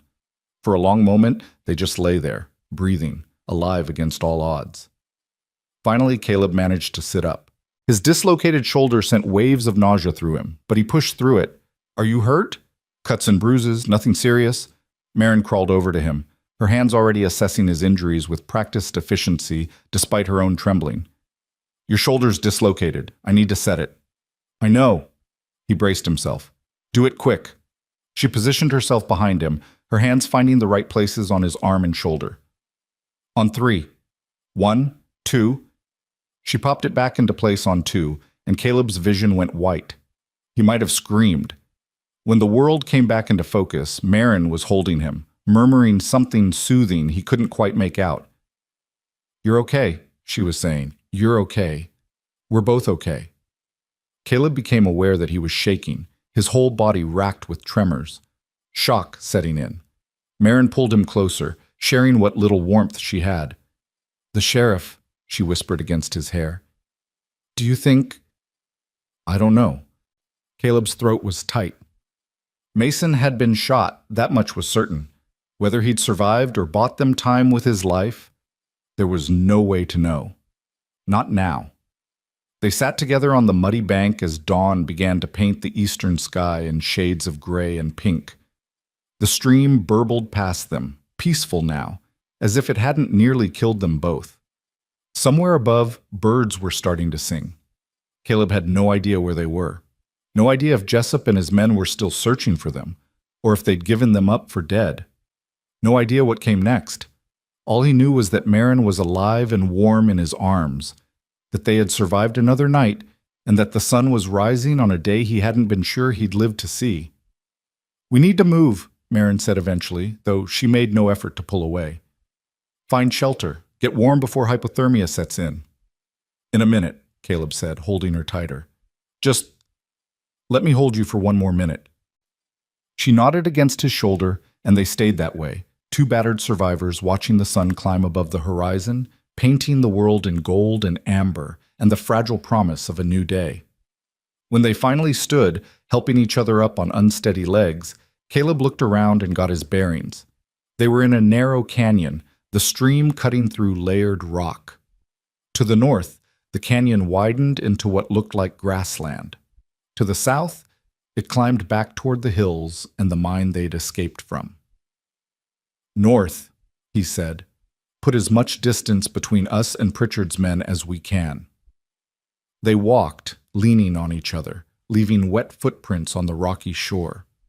Caleb's ribs throbbed with every step, and his shoulder felt like someone had stuck a hot poker through the joint. Marin limped, favoring her left leg, though she insisted it was just bruised. The sun climbed higher as they walked, warming them slowly. Their clothes began to dry in stiff, uncomfortable patches. Caleb's head pounded from the blow he'd taken in the rapids, and he kept having to stop to catch his breath. After what felt like hours, but was probably less than one, the canyon opened into a wide valley. In the distance, Caleb could see a building, a farmhouse, smoke rising from its chimney. "There," he said, pointing. "Maybe they'll help us." They stumbled across the grassland toward the farmhouse, and Caleb was dimly aware that they must look like something out of a nightmare. Bruised, bleeding, soaking wet, half dead on their feet. A dog started barking as they approached. The farmhouse door opened and a woman stepped out, followed by a man carrying a rifle. "Help!" Marin called out, her voice cracking. "Please, we need help!" The woman took one look at them and rushed forward, calling back to the man. "Henry, get the wagon! These folks need a doctor!" "I am a doctor," Marin said, then laughed, a slightly hysterical sound. "Or close enough. But yes, we need help." The woman, middle-aged, with kind eyes and capable hands, caught Marin before she fell. The man, Henry, slung Caleb's good arm over his shoulders and helped him toward the house. "What happened to you?" the woman asked as they got them inside into the warm kitchen that smelled like bread and coffee. "Accident at the mine," Caleb said, the lie coming automatically. Until he knew these people, until he knew if they were under Pritchard's influence, he couldn't risk the truth. "Cave in. We barely got out." The man and woman exchanged glances but didn't press. They set about making Caleb and Marin comfortable, bringing blankets and hot coffee and asking no more questions. Caleb caught Marin's eye across the room. She gave him a small nod. They were safe. For now. Later, after the couple had left them alone to rest in a small guest room, Marin redressed Caleb's wounds with supplies from her miraculously intact medical bag. Her hands were steady despite everything they'd been through. "That was close," she said quietly. "Too close." "Yeah." Caleb winced as she tightened the bandage around his ribs. "Marin, what you did back there, stepping between me and Jessup's gun, don't!" She cut him off, her hand stilling on the bandage. "Don't tell me it was stupid or reckless. I know what it was. I was going to say it was the bravest thing I've ever seen." She looked up at him, her creekwater eyes shining with unshed tears. "I couldn't let them hurt you. I couldn't just stand there and—" Her voice broke. Caleb reached for her with his good arm, pulled her close. I know. And when you went under in that water and I couldn't find your hand, I thought—" He couldn't finish the sentence. "But we made it," she whispered. "We're alive." "We're alive," he echoed. She pulled back just enough to look at him, her expression fierce and tender all at once. "Caleb Arden, if we survive this, when we survive this, I am never letting you out of my sight again. Is that a promise?" "It's a guarantee." And then she was kissing him, her lips soft and desperate against his. Caleb kissed her back, pouring everything he couldn't say into that kiss, his fear and hope, and the overwhelming certainty that this woman had become his whole world. When they finally broke apart, both breathing hard, Marin rested her forehead against his. "One day at a time," she said, echoing the words from weeks ago that felt like a lifetime.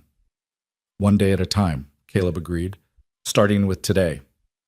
Outside, the sun continued its arc across the Montana sky, indifferent to the small dramas of human survival playing out below. But inside that farmhouse, in that quiet moment of peace, stolen from chaos, two people held each other and dared to believe that tomorrow might actually come, and that when it did, they would face it together. They stayed at the farmhouse for 3 days while Caleb's body fought to heal from injuries stacked upon injuries. The couple who'd taken them in, Henry and Martha Brennan, asked no questions beyond what they needed to know for practical care. Martha kept them fed with hearty stews and fresh bread. Henry brought clean clothes that had belonged to their son before he'd moved east to Chicago. And both of them had the good sense to understand that sometimes strangers needed sanctuary without explanation. On the second day, while Caleb slept fitfully in the guest room, Marin helped Martha with the washing. They worked in companionable silence for a while, hands busy with soap and water, before Martha finally spoke. "My husband thinks you're running from something," she said quietly, not looking up from the shirt she was scrubbing. "Or someone." Marin's hand stilled on the fabric she was wringing out. "And what do you think?" "I think that gash on your man's ribs didn't come from any mine accident. I've seen enough bullet wounds to know one when I see it." Martha finally looked up, her eyes kind but shrewd. "I also think that whoever you're running from is probably worse than whatever consequences might come from helping you. So we're not asking and we're not telling. But you should know that Samuel Pritchard's men came through here yesterday while you were both sleeping." Marin's blood went cold. "What did they want?" "Said they were looking for a wounded cowboy and a woman. Said the man was dangerous, had killed someone in Cold Creek." Martha's expression hardened. "I told them I hadn't seen anyone matching that description. Henry told them the same. They didn't believe us, but they didn't push it either. Searched the barn and the outbuildings, then rode on." "Thank you," Marin whispered. "You're taking a terrible risk." "Maybe. But I don't trust Pritchard or anyone who works for him. That man has too much power and too little conscience." Martha went back to her scrubbing. "Besides, I saw how your man looks at you, and how you look at him. That's not the look of criminals. That's the look of people worth saving." Marin felt tears prick her eyes, but blinked them back. "We'll leave as soon as Caleb can travel. I promise we won't bring more trouble to your door." "You'll leave when you're ready and not a moment before," Martha said firmly. "Though I will say this, you can't run forever. Eventually, you're going to have to turn and fight." Those words haunted Marin as she returned to check on Caleb. She found him awake, staring at the ceiling with the expression of a man wrestling with impossible decisions. "Jessup's men were here," she said, settling into the chair beside the bed. "I heard." Caleb's voice was rough with exhaustion. "Martha told Henry, and Henry made sure I knew before I did something stupid like try to run. We can't stay here much longer. Every day we remain puts the Brennans at risk." "I know." Caleb struggled to sit up, wincing at the pull on his ribs. "But we can't keep running either. Martha's right about that. Pritchard has too much reach, too many resources. He'll just keep sending men until we're dead or he gets bored, and men like Pritchard don't get bored." Marin reached out and took his hand, threading her fingers through his. "So what do we do?" "We do what we should have done from the start. We go on the offensive." Caleb's eyes met hers, and Marin saw a determination there that hadn't been present before. Something had hardened in him over the past few days, a core of steel forged in desperation and survival. "I need to get to the territorial capital, file an official statement with the marshal's office. Get it on record before Pritchard can bury it." The sheriff tried that. Look what happened. The sheriff sent a quiet telegram that someone intercepted. I'm talking about walking into the marshal's office in person, bringing you as a witness to the attempt on my life, and making enough noise that Pritchard can't make it disappear. He squeezed her hand. "It's risky. But staying in motion, staying visible, that's our best chance. We make ourselves too public to kill quietly."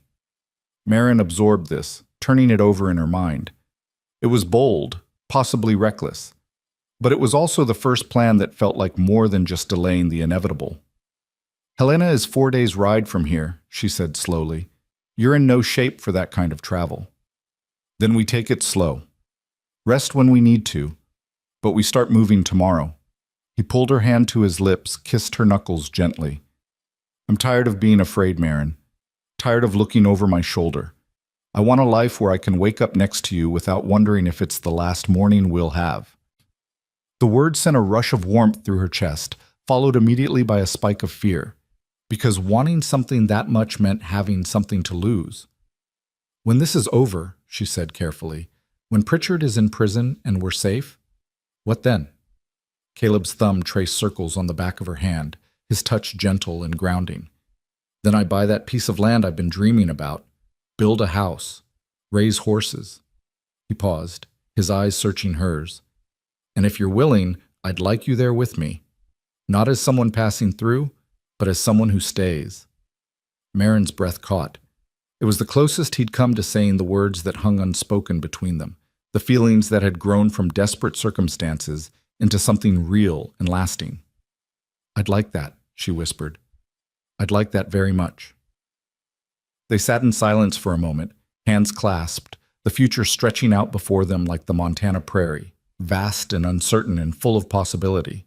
The next morning, Henry hitched up a wagon and loaded it with supplies. Martha packed enough food for a week's journey and pressed a small leather pouch into Marin's hands. "Money," she said when Marin tried to refuse.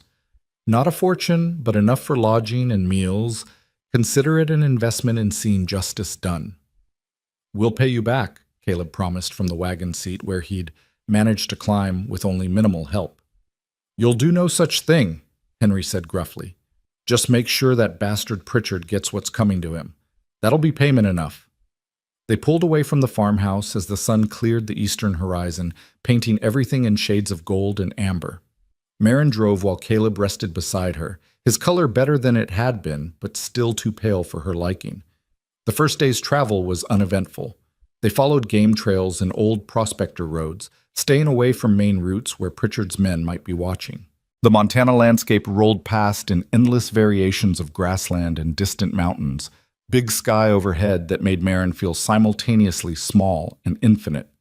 They made camp that night beside a spring-fed creek, building a small fire and eating Martha's food while the stars wheeled overhead. Caleb moved stiffly, but without the agonized care that had characterized his earlier movements. His ribs were healing, finally, though Marin knew they still pained him. "Tell me about your family," Caleb said as they lay side by side, watching the Milky Way spill across the darkness. "Your parents, what were they like?"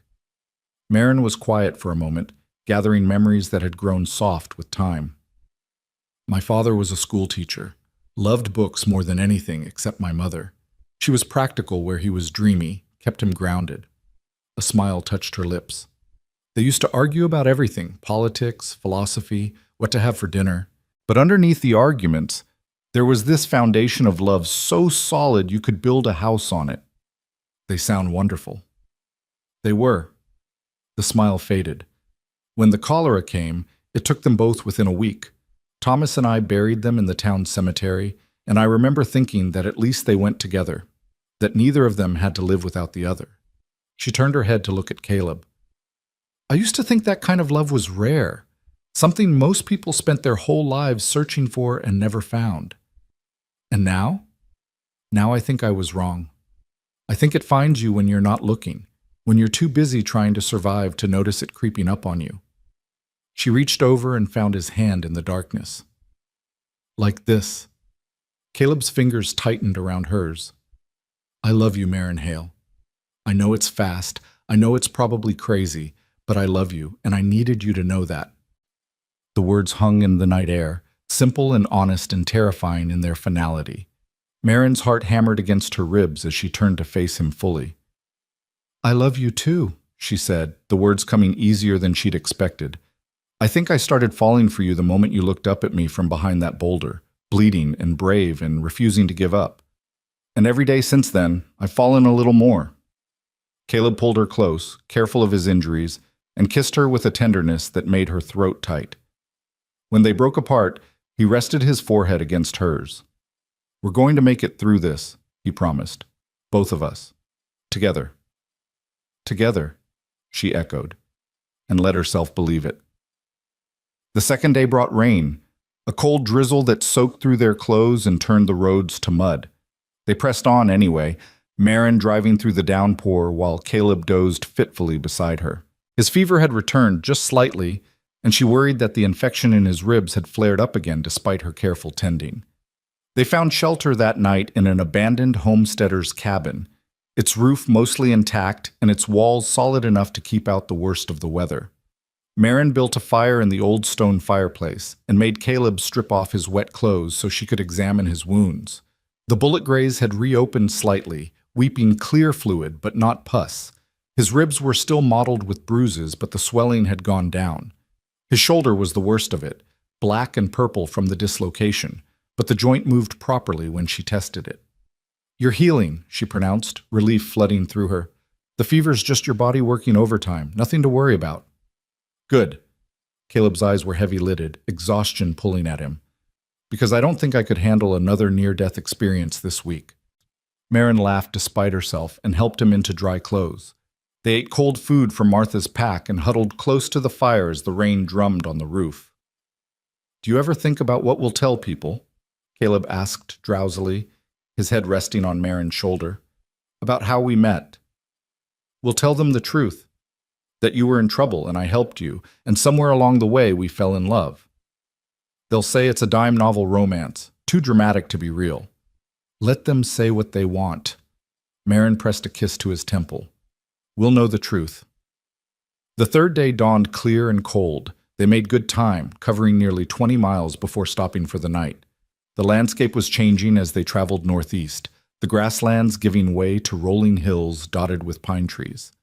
In the distance, the Rocky Mountains rose like a wall against the western sky. They were following a narrow trail through a stand of trees when Caleb suddenly grabbed Marin's arm. "Stop!" he whispered urgently. She pulled the wagon to a halt, her heart immediately racing. "What is it?" "Riders. 4 of them, maybe half a mile ahead where the trail opens up." He'd been scanning the horizon constantly, old habits from his years as a cowboy reasserting themselves. "Could be nothing, could be Pritchard's men." Marin's stomach dropped. "What do we do?" Caleb was already climbing down from the wagon, moving with careful speed. "There's a deer trail off to the left. Narrow, but the wagon should fit. We take it, circle around, stay in the trees." They guided the wagon onto the barely visible trail, branches scraping against the canvas cover.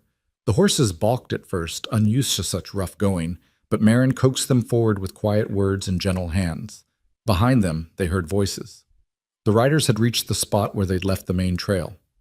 "Fresh tracks," someone called out. "Wagon, 2 horses. Went this way." "It could be anyone," another voice answered. Jessup.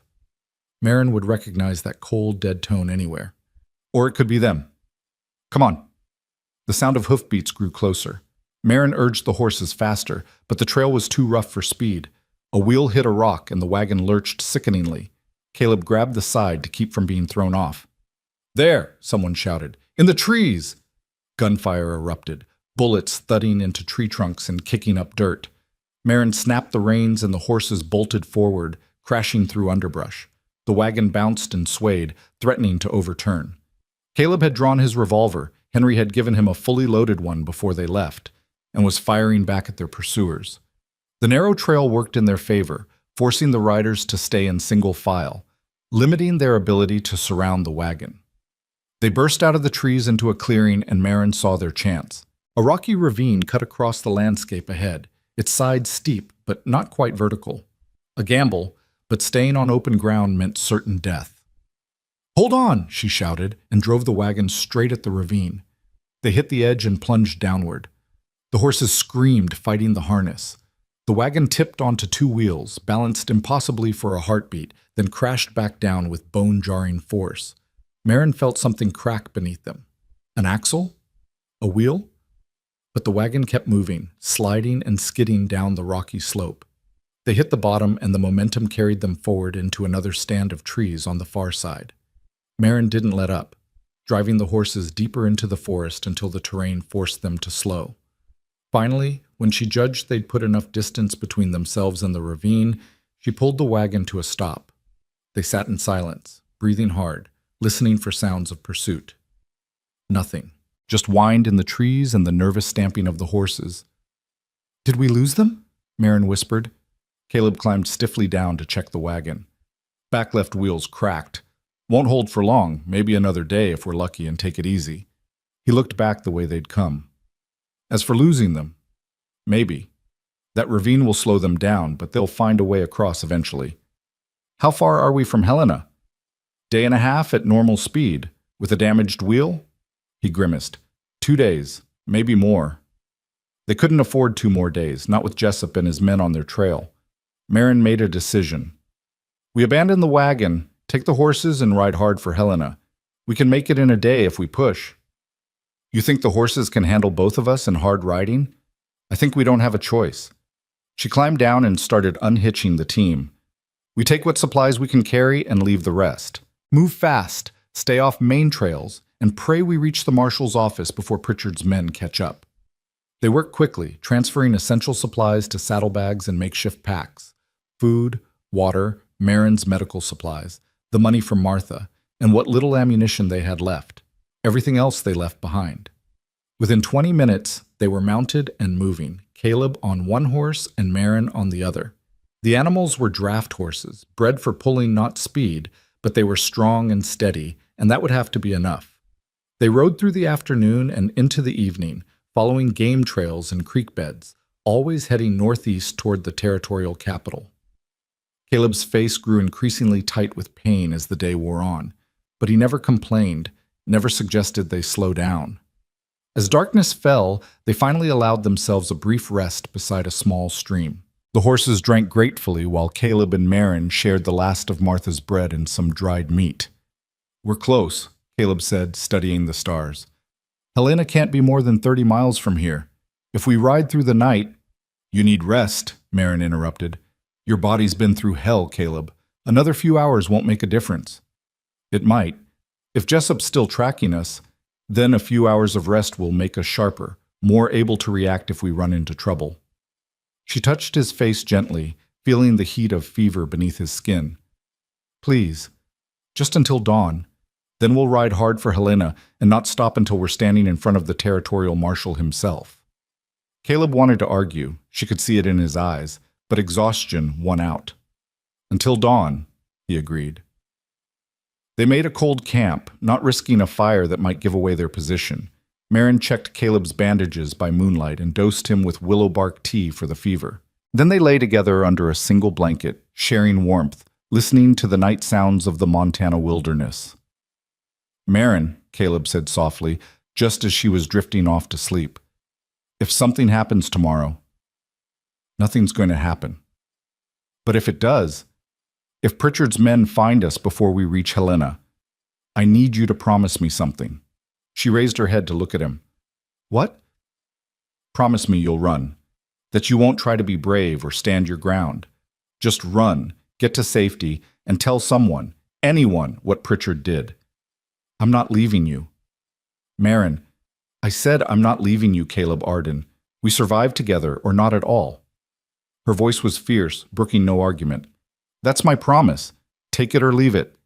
He stared at her for a long moment, then pulled her down into a kiss that tasted of desperation and love and defiance. When they broke apart, his eyes were bright in the moonlight. "Together, then," he whispered. "Together," she agreed. They woke before dawn to the sound of horses. Not their own. Those were still tethered nearby, ears pricked forward in alarm. Other horses, moving through the trees to the south. Caleb and Marin were on their feet in seconds, gathering their supplies with practiced speed. No time to saddle the horses properly. They swung up bareback, Marin clutching a handful of mane to keep her seat. The other horses were getting closer. How many? Impossible to tell in the pre-dawn darkness.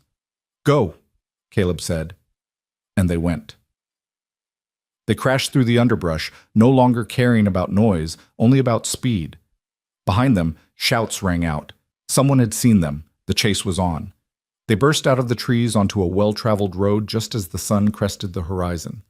Caleb pointed northeast toward where a smudge of buildings was visible in the distance. "Helena!" he shouted over the thunder of hoofbeats. "We're almost there!" The road made for easier riding, and their horses opened up into a gallop. But behind them, Pritchard's men were gaining, their horses fresher and bred for speed. A shot rang out, then another. Marin felt the wind of a bullet pass her ear and ducked low over her horse's neck. The buildings grew closer. Marin could make out individual structures now, a church, a large building that might be a hotel, streets laid out in a grid. People were starting to emerge, drawn by the sound of gunfire. "The courthouse!" Caleb shouted, pointing at a 3-story stone building at the center of town. "That's where the marshal's office is." They galloped down the main street, scattering pedestrians and drawing startled shouts. Behind them, Jessup and his men followed, still firing. The courthouse steps loomed ahead. Caleb and Marin threw themselves off their horses and ran, taking the steps 2 at a time. Bullets chipped stone around them. They burst through the courthouse doors into a marble-floored hallway filled with stunned officials and clerks. A man in a dark suit and tin star stepped forward, hand on his gun. What in the hell is going on here? He demanded. Are you the territorial marshal? Caleb gasped, bleeding from a fresh wound on his arm that Marin hadn't even seen him take. Deputy Marshal Frank Hollis, and you better have a damn good reason for— Samuel Pritchard murdered a Cheyenne family in cold blood 3 weeks ago, Caleb said, his voice carrying through the hall. I witnessed it, and those men outside have been trying to kill me ever since to keep me quiet. Hollis's expression shifted from anger to sharp attention. That's a serious accusation. It's the truth. Marin stepped forward, pulling back her sleeve to show the bruises and cuts covering her arm. I'm a healer. I found this man wounded and helped him. Pritchard's men have tried to kill us both multiple times. The sheriff of Cold Creek tried to help us and was shot for it, maybe killed. We have nothing to gain from lying and everything to lose. The courthouse doors burst open again, and Jessup strode in, gun drawn, his men behind him. He stopped short when he saw the deputy marshal. Stand down, Hollis ordered, his hand still on his own weapon. Nobody draws in my courthouse. This man's a murderer, Jessup said, pointing at Caleb. Killed 3 men in Cold Creek and kidnapped a woman. We've been trying to bring him to justice. That's a lie, Marin said coldly. This man is Raymond Jessup, foreman for the Triple J Ranch.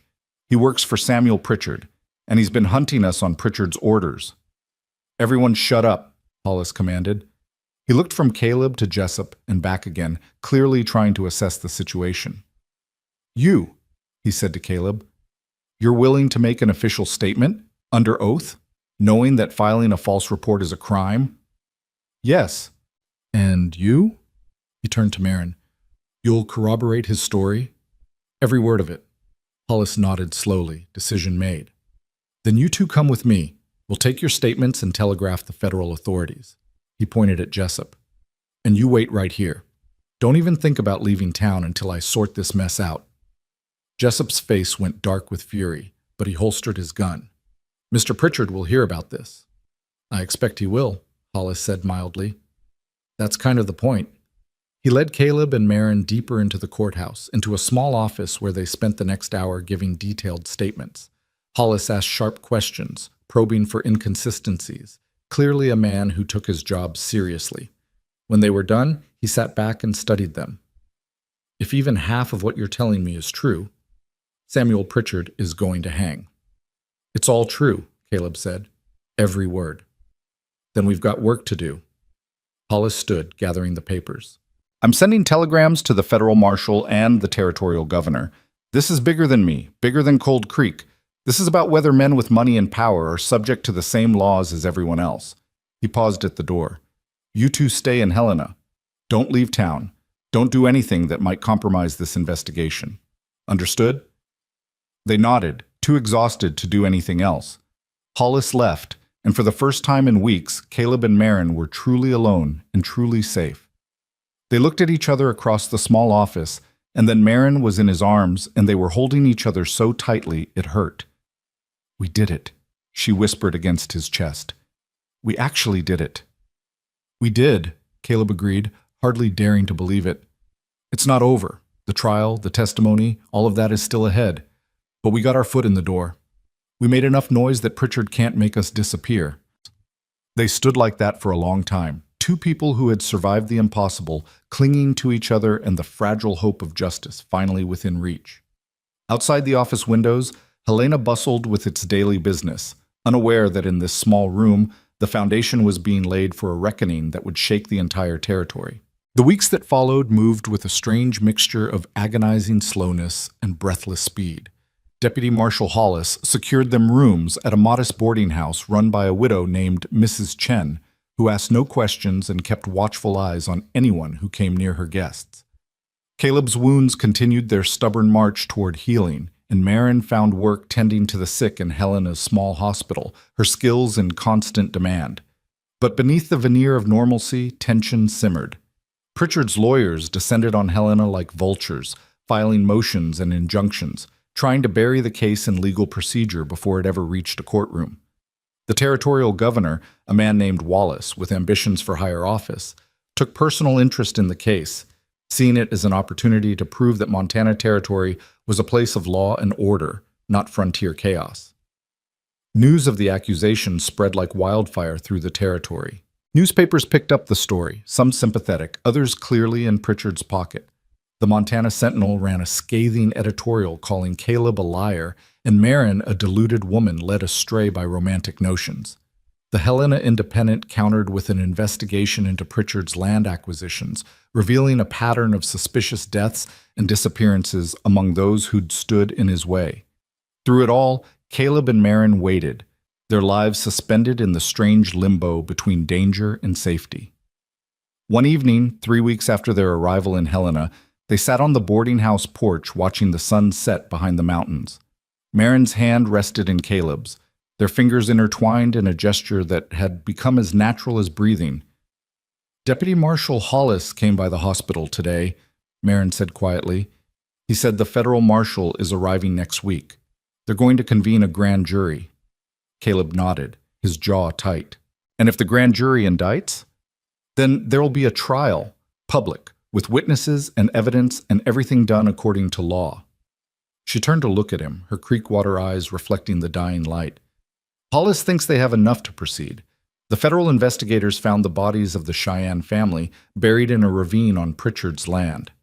They also found evidence that Sheriff Mason survived the mine shootout and gave a statement before he died. And there are others coming forward now, people who've been too scared to speak until they saw someone else stand up first." "Mason's dead?" Caleb felt a wave of grief wash over him. The sheriff had bought them time with his life, had died alone in that dark tunnel. He lived long enough to tell the truth. That counts for something.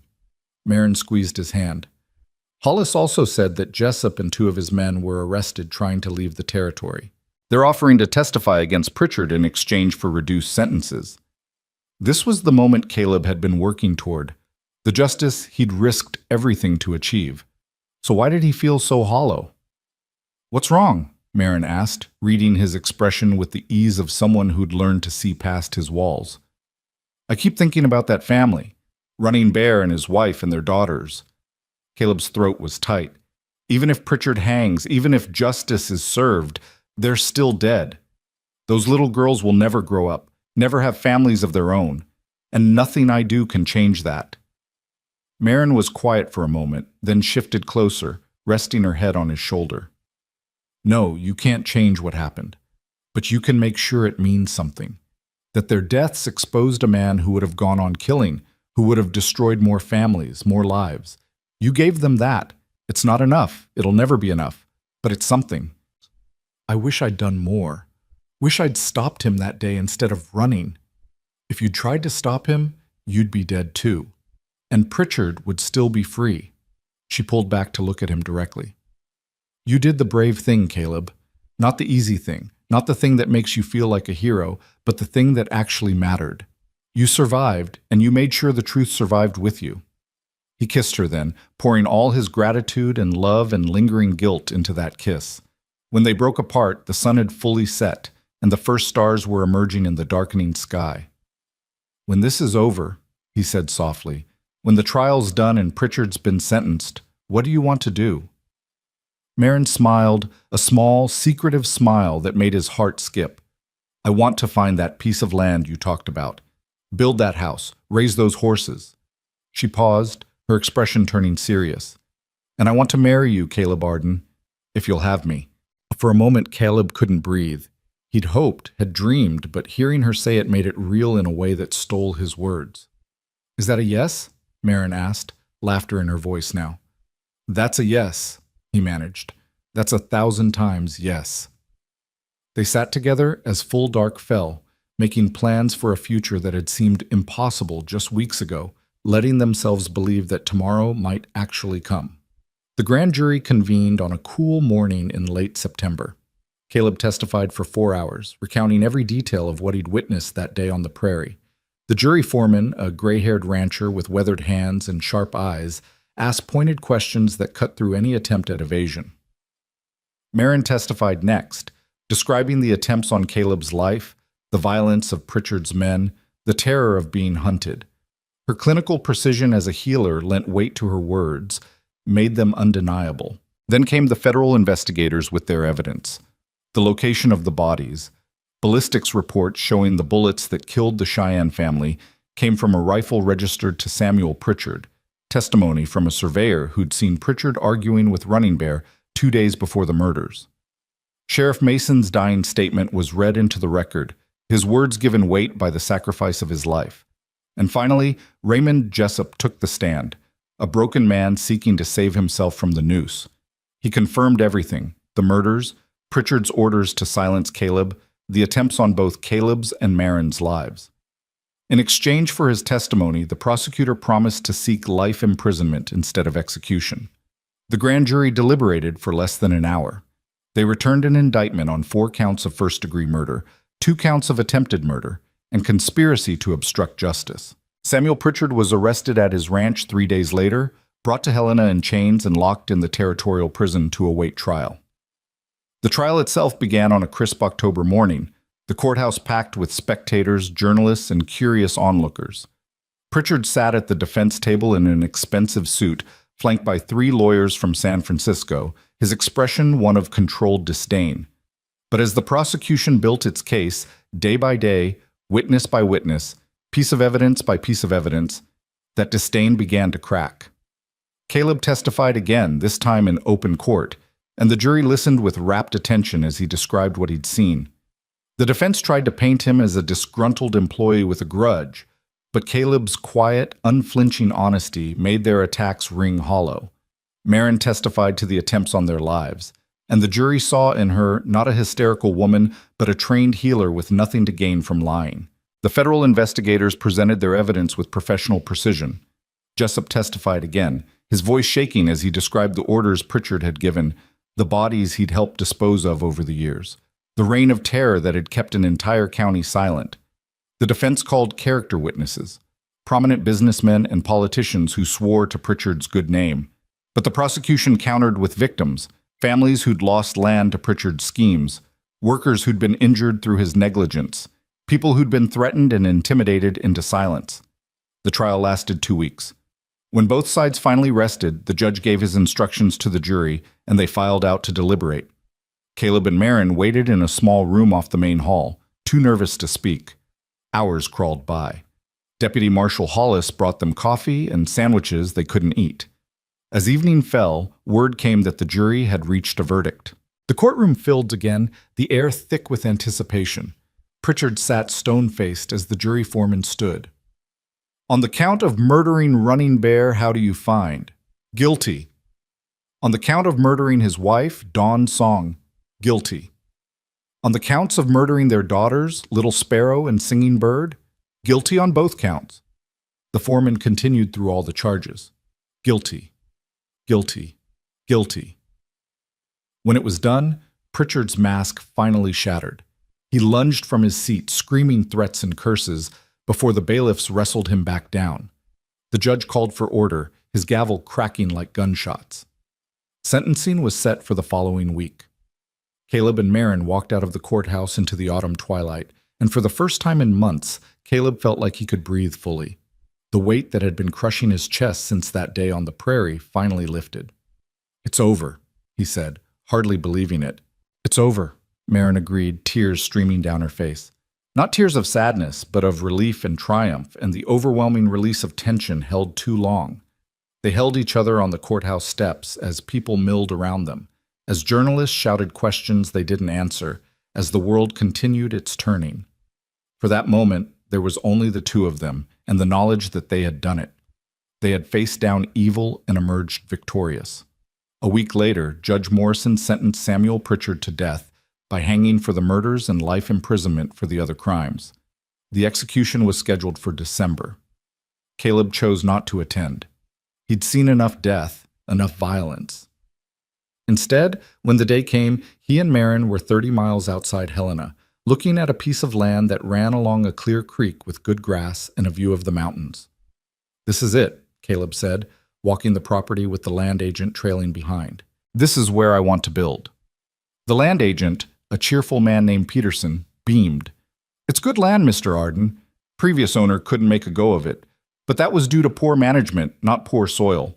With the right work, you could have a fine ranch here." Caleb looked at Marin, who was standing by the creek, one hand shading her eyes as she surveyed the valley. The autumn sun turned her copper hair to flame, and in that moment she was the most beautiful thing he'd ever seen. She turned and caught him watching, smiled that smile that was only for him. "What do you think?" she called. "I think this is home," he called back. They bought the land with money from the territorial government, compensation for their testimony and the danger they'd endured. It wasn't a fortune, but it was enough for a start. Over the following weeks, as autumn deepened into early winter, they began to build. Caleb hired workers from Helena, men who'd followed the trial and respected what he'd done. They raised the frame of a house, modest but solid, with windows facing east to catch the morning sun. Marion worked alongside them when she could, between her duties at the hospital. She'd been officially offered a position as Helena's first resident midwife and surgeon, a title that came with a small salary and a lot of respect. "I can do both," she told Caleb one evening as they sat by the fireplace in their half-finished house. "Work at the hospital and help build our ranch. Women have been doing 2 jobs since the beginning of time." "I know you can," Caleb said, pulling her close. "I just don't want you to have to." "I want to. The work matters to me. Bringing babies into the world, healing the sick, it gives my life purpose beyond just surviving." She looked up at him. "But this, what we're building here, this gives me joy. And I need both." He understood. He felt the same way about the horses he was planning to raise, about the land they were cultivating. Work that mattered, a purpose beyond himself, and someone to share it with. In late November, word came that the community of Cold Creek wanted to honor them.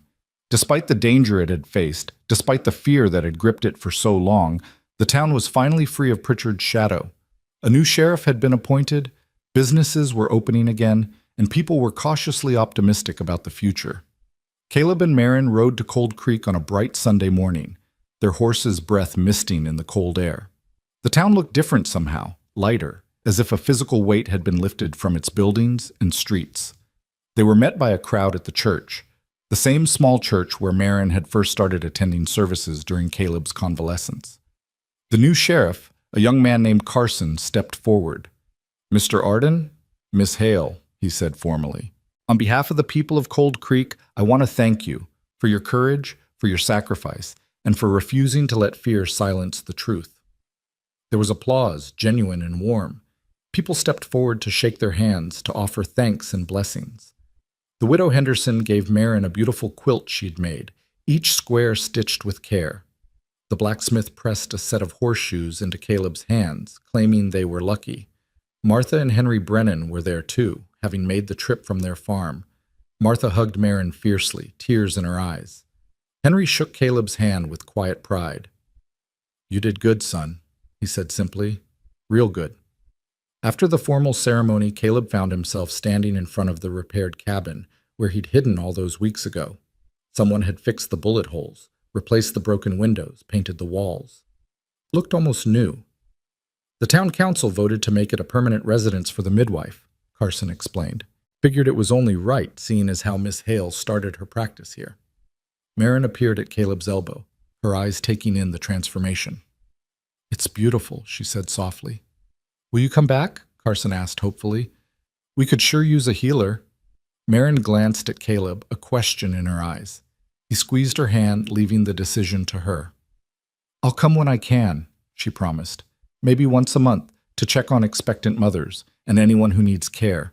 But my home is with Caleb now, on our ranch." "That's more than we could ask for," Carson said. "Thank you." They stayed in Cold Creek that night, sleeping in the cabin one last time. It felt like closing a chapter, acknowledging where they'd been while looking forward to where they were going. "It's strange," Marion said as they lay in the darkness, the same bed where Caleb had recovered from his wounds. "This place was where everything changed, where we changed." "Where you saved my life," Caleb corrected. "Where we saved each other," she said. "I was lost when I came here, Caleb, drifting, trying to find meaning in my work but feeling empty inside. Then you appeared, bleeding and brave and refusing to give up, and suddenly I had a reason to fight for something beyond myself." He turned to face her, cupping her cheek with his palm. "You gave me a reason to live instead of just survive. Before you, I was going through motions, doing what needed doing, but never thinking about tomorrow. You made me want tomorrow. They kissed, soft and slow, a promise and a celebration all in one. The next morning, they rode back to their ranch, to the house that was nearly finished, to the life they were building together. On a cold December morning, with snow dusting the mountains and the creek running clear and cold, Caleb Arden stood at the front of Cold Creek's small church in a borrowed suit. His hands shook slightly as he watched the door at the back, waiting. The door opened and Marin Hale walked toward him. She wore a simple white dress that Martha Brennan had helped her make, with lace at the collar and cuffs. Her copper hair was loose around her shoulders, held back from her face with small white flowers. She carried no bouquet, needed no ornament beyond the radiant smile on her face. Caleb's breath caught. In all the beauty he'd seen in Montana's wide skies and endless plains, nothing compared to this moment, this woman walking toward him with love and trust shining in her eyes. The ceremony was simple, conducted by a traveling minister who'd heard their story and insisted on performing the service for free. Martha and Henry stood as witnesses, along with Deputy Marshal Hollis, who'd become a friend during the long weeks of testimony and trial. Do you, Caleb Arden, take this woman to be your lawfully wedded wife, to have and to hold from this day forward, for better or worse, for richer or poorer, in sickness and in health, till death do you part? I do, Caleb said, his voice strong and clear. And do you, Marin Hale, take this man to be your lawfully wedded husband, to have and to hold from this day forward, for better or worse, for richer or poorer, in sickness and in health, till death do you part? I do, Marin said, her eyes never leaving Caleb's face. They exchanged simple gold bands that Caleb had commissioned from the Helena goldsmith, and when the minister pronounced them husband and wife, Caleb pulled Marin into his arms and kissed her to the sound of applause and cheering from the small congregation. They celebrated with a modest meal at the boarding house, surrounded by the people who'd helped them survive, who'd believed in them when belief seemed foolish. Stories were told, toasts were made, and for a few hours the world was nothing but joy and possibility. As evening fell, Caleb and Marin rode back to their ranch, now truly their home. The house was finished, warm light glowing from its windows. They'd spent the previous week furnishing it with simple, sturdy pieces. A bed Martha had given them as a wedding gift, a table Caleb had built himself, chairs and dishes, and all the small necessities of daily life.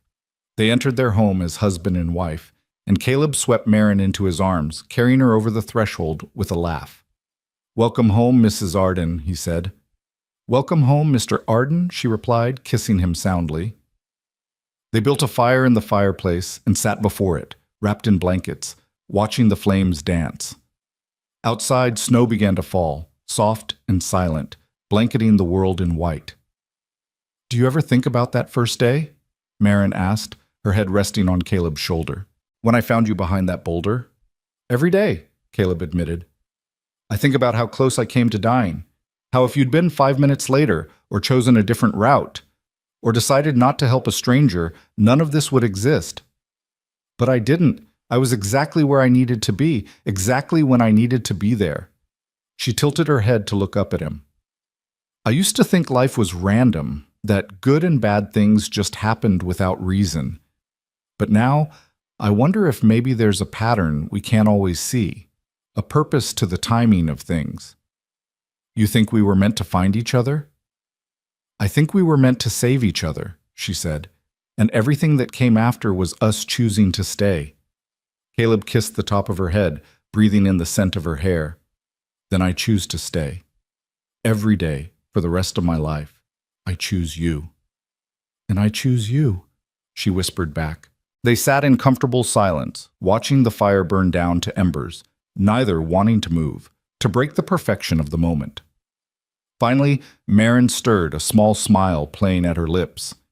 "You know what the minister said to me before the ceremony?" "What?" "He said that marriage is easy when everything's going well. The real test is whether you can hold on to each other when everything's falling apart." She turned to face him fully. "We already passed that test, Caleb. We held each other through bullets and fear and pain. Everything from here is just living." "Just living," he echoed, marveling at the simple beauty of it. No more running, no more fear, no more looking over their shoulders. Just the everyday work of building a life together, of raising horses and healing the sick and watching the seasons turn. It was everything he'd never dared to hope for. They went to bed that night in their own house, in their own bed, as husband and wife. And as Caleb held Marin close, listening to her breathing slow and deepen into sleep, he thought about the long, impossible journey that had brought them here. From that desperate moment behind the boulder, blood seeping through his fingers and death riding toward him, to this moment of perfect peace and safety.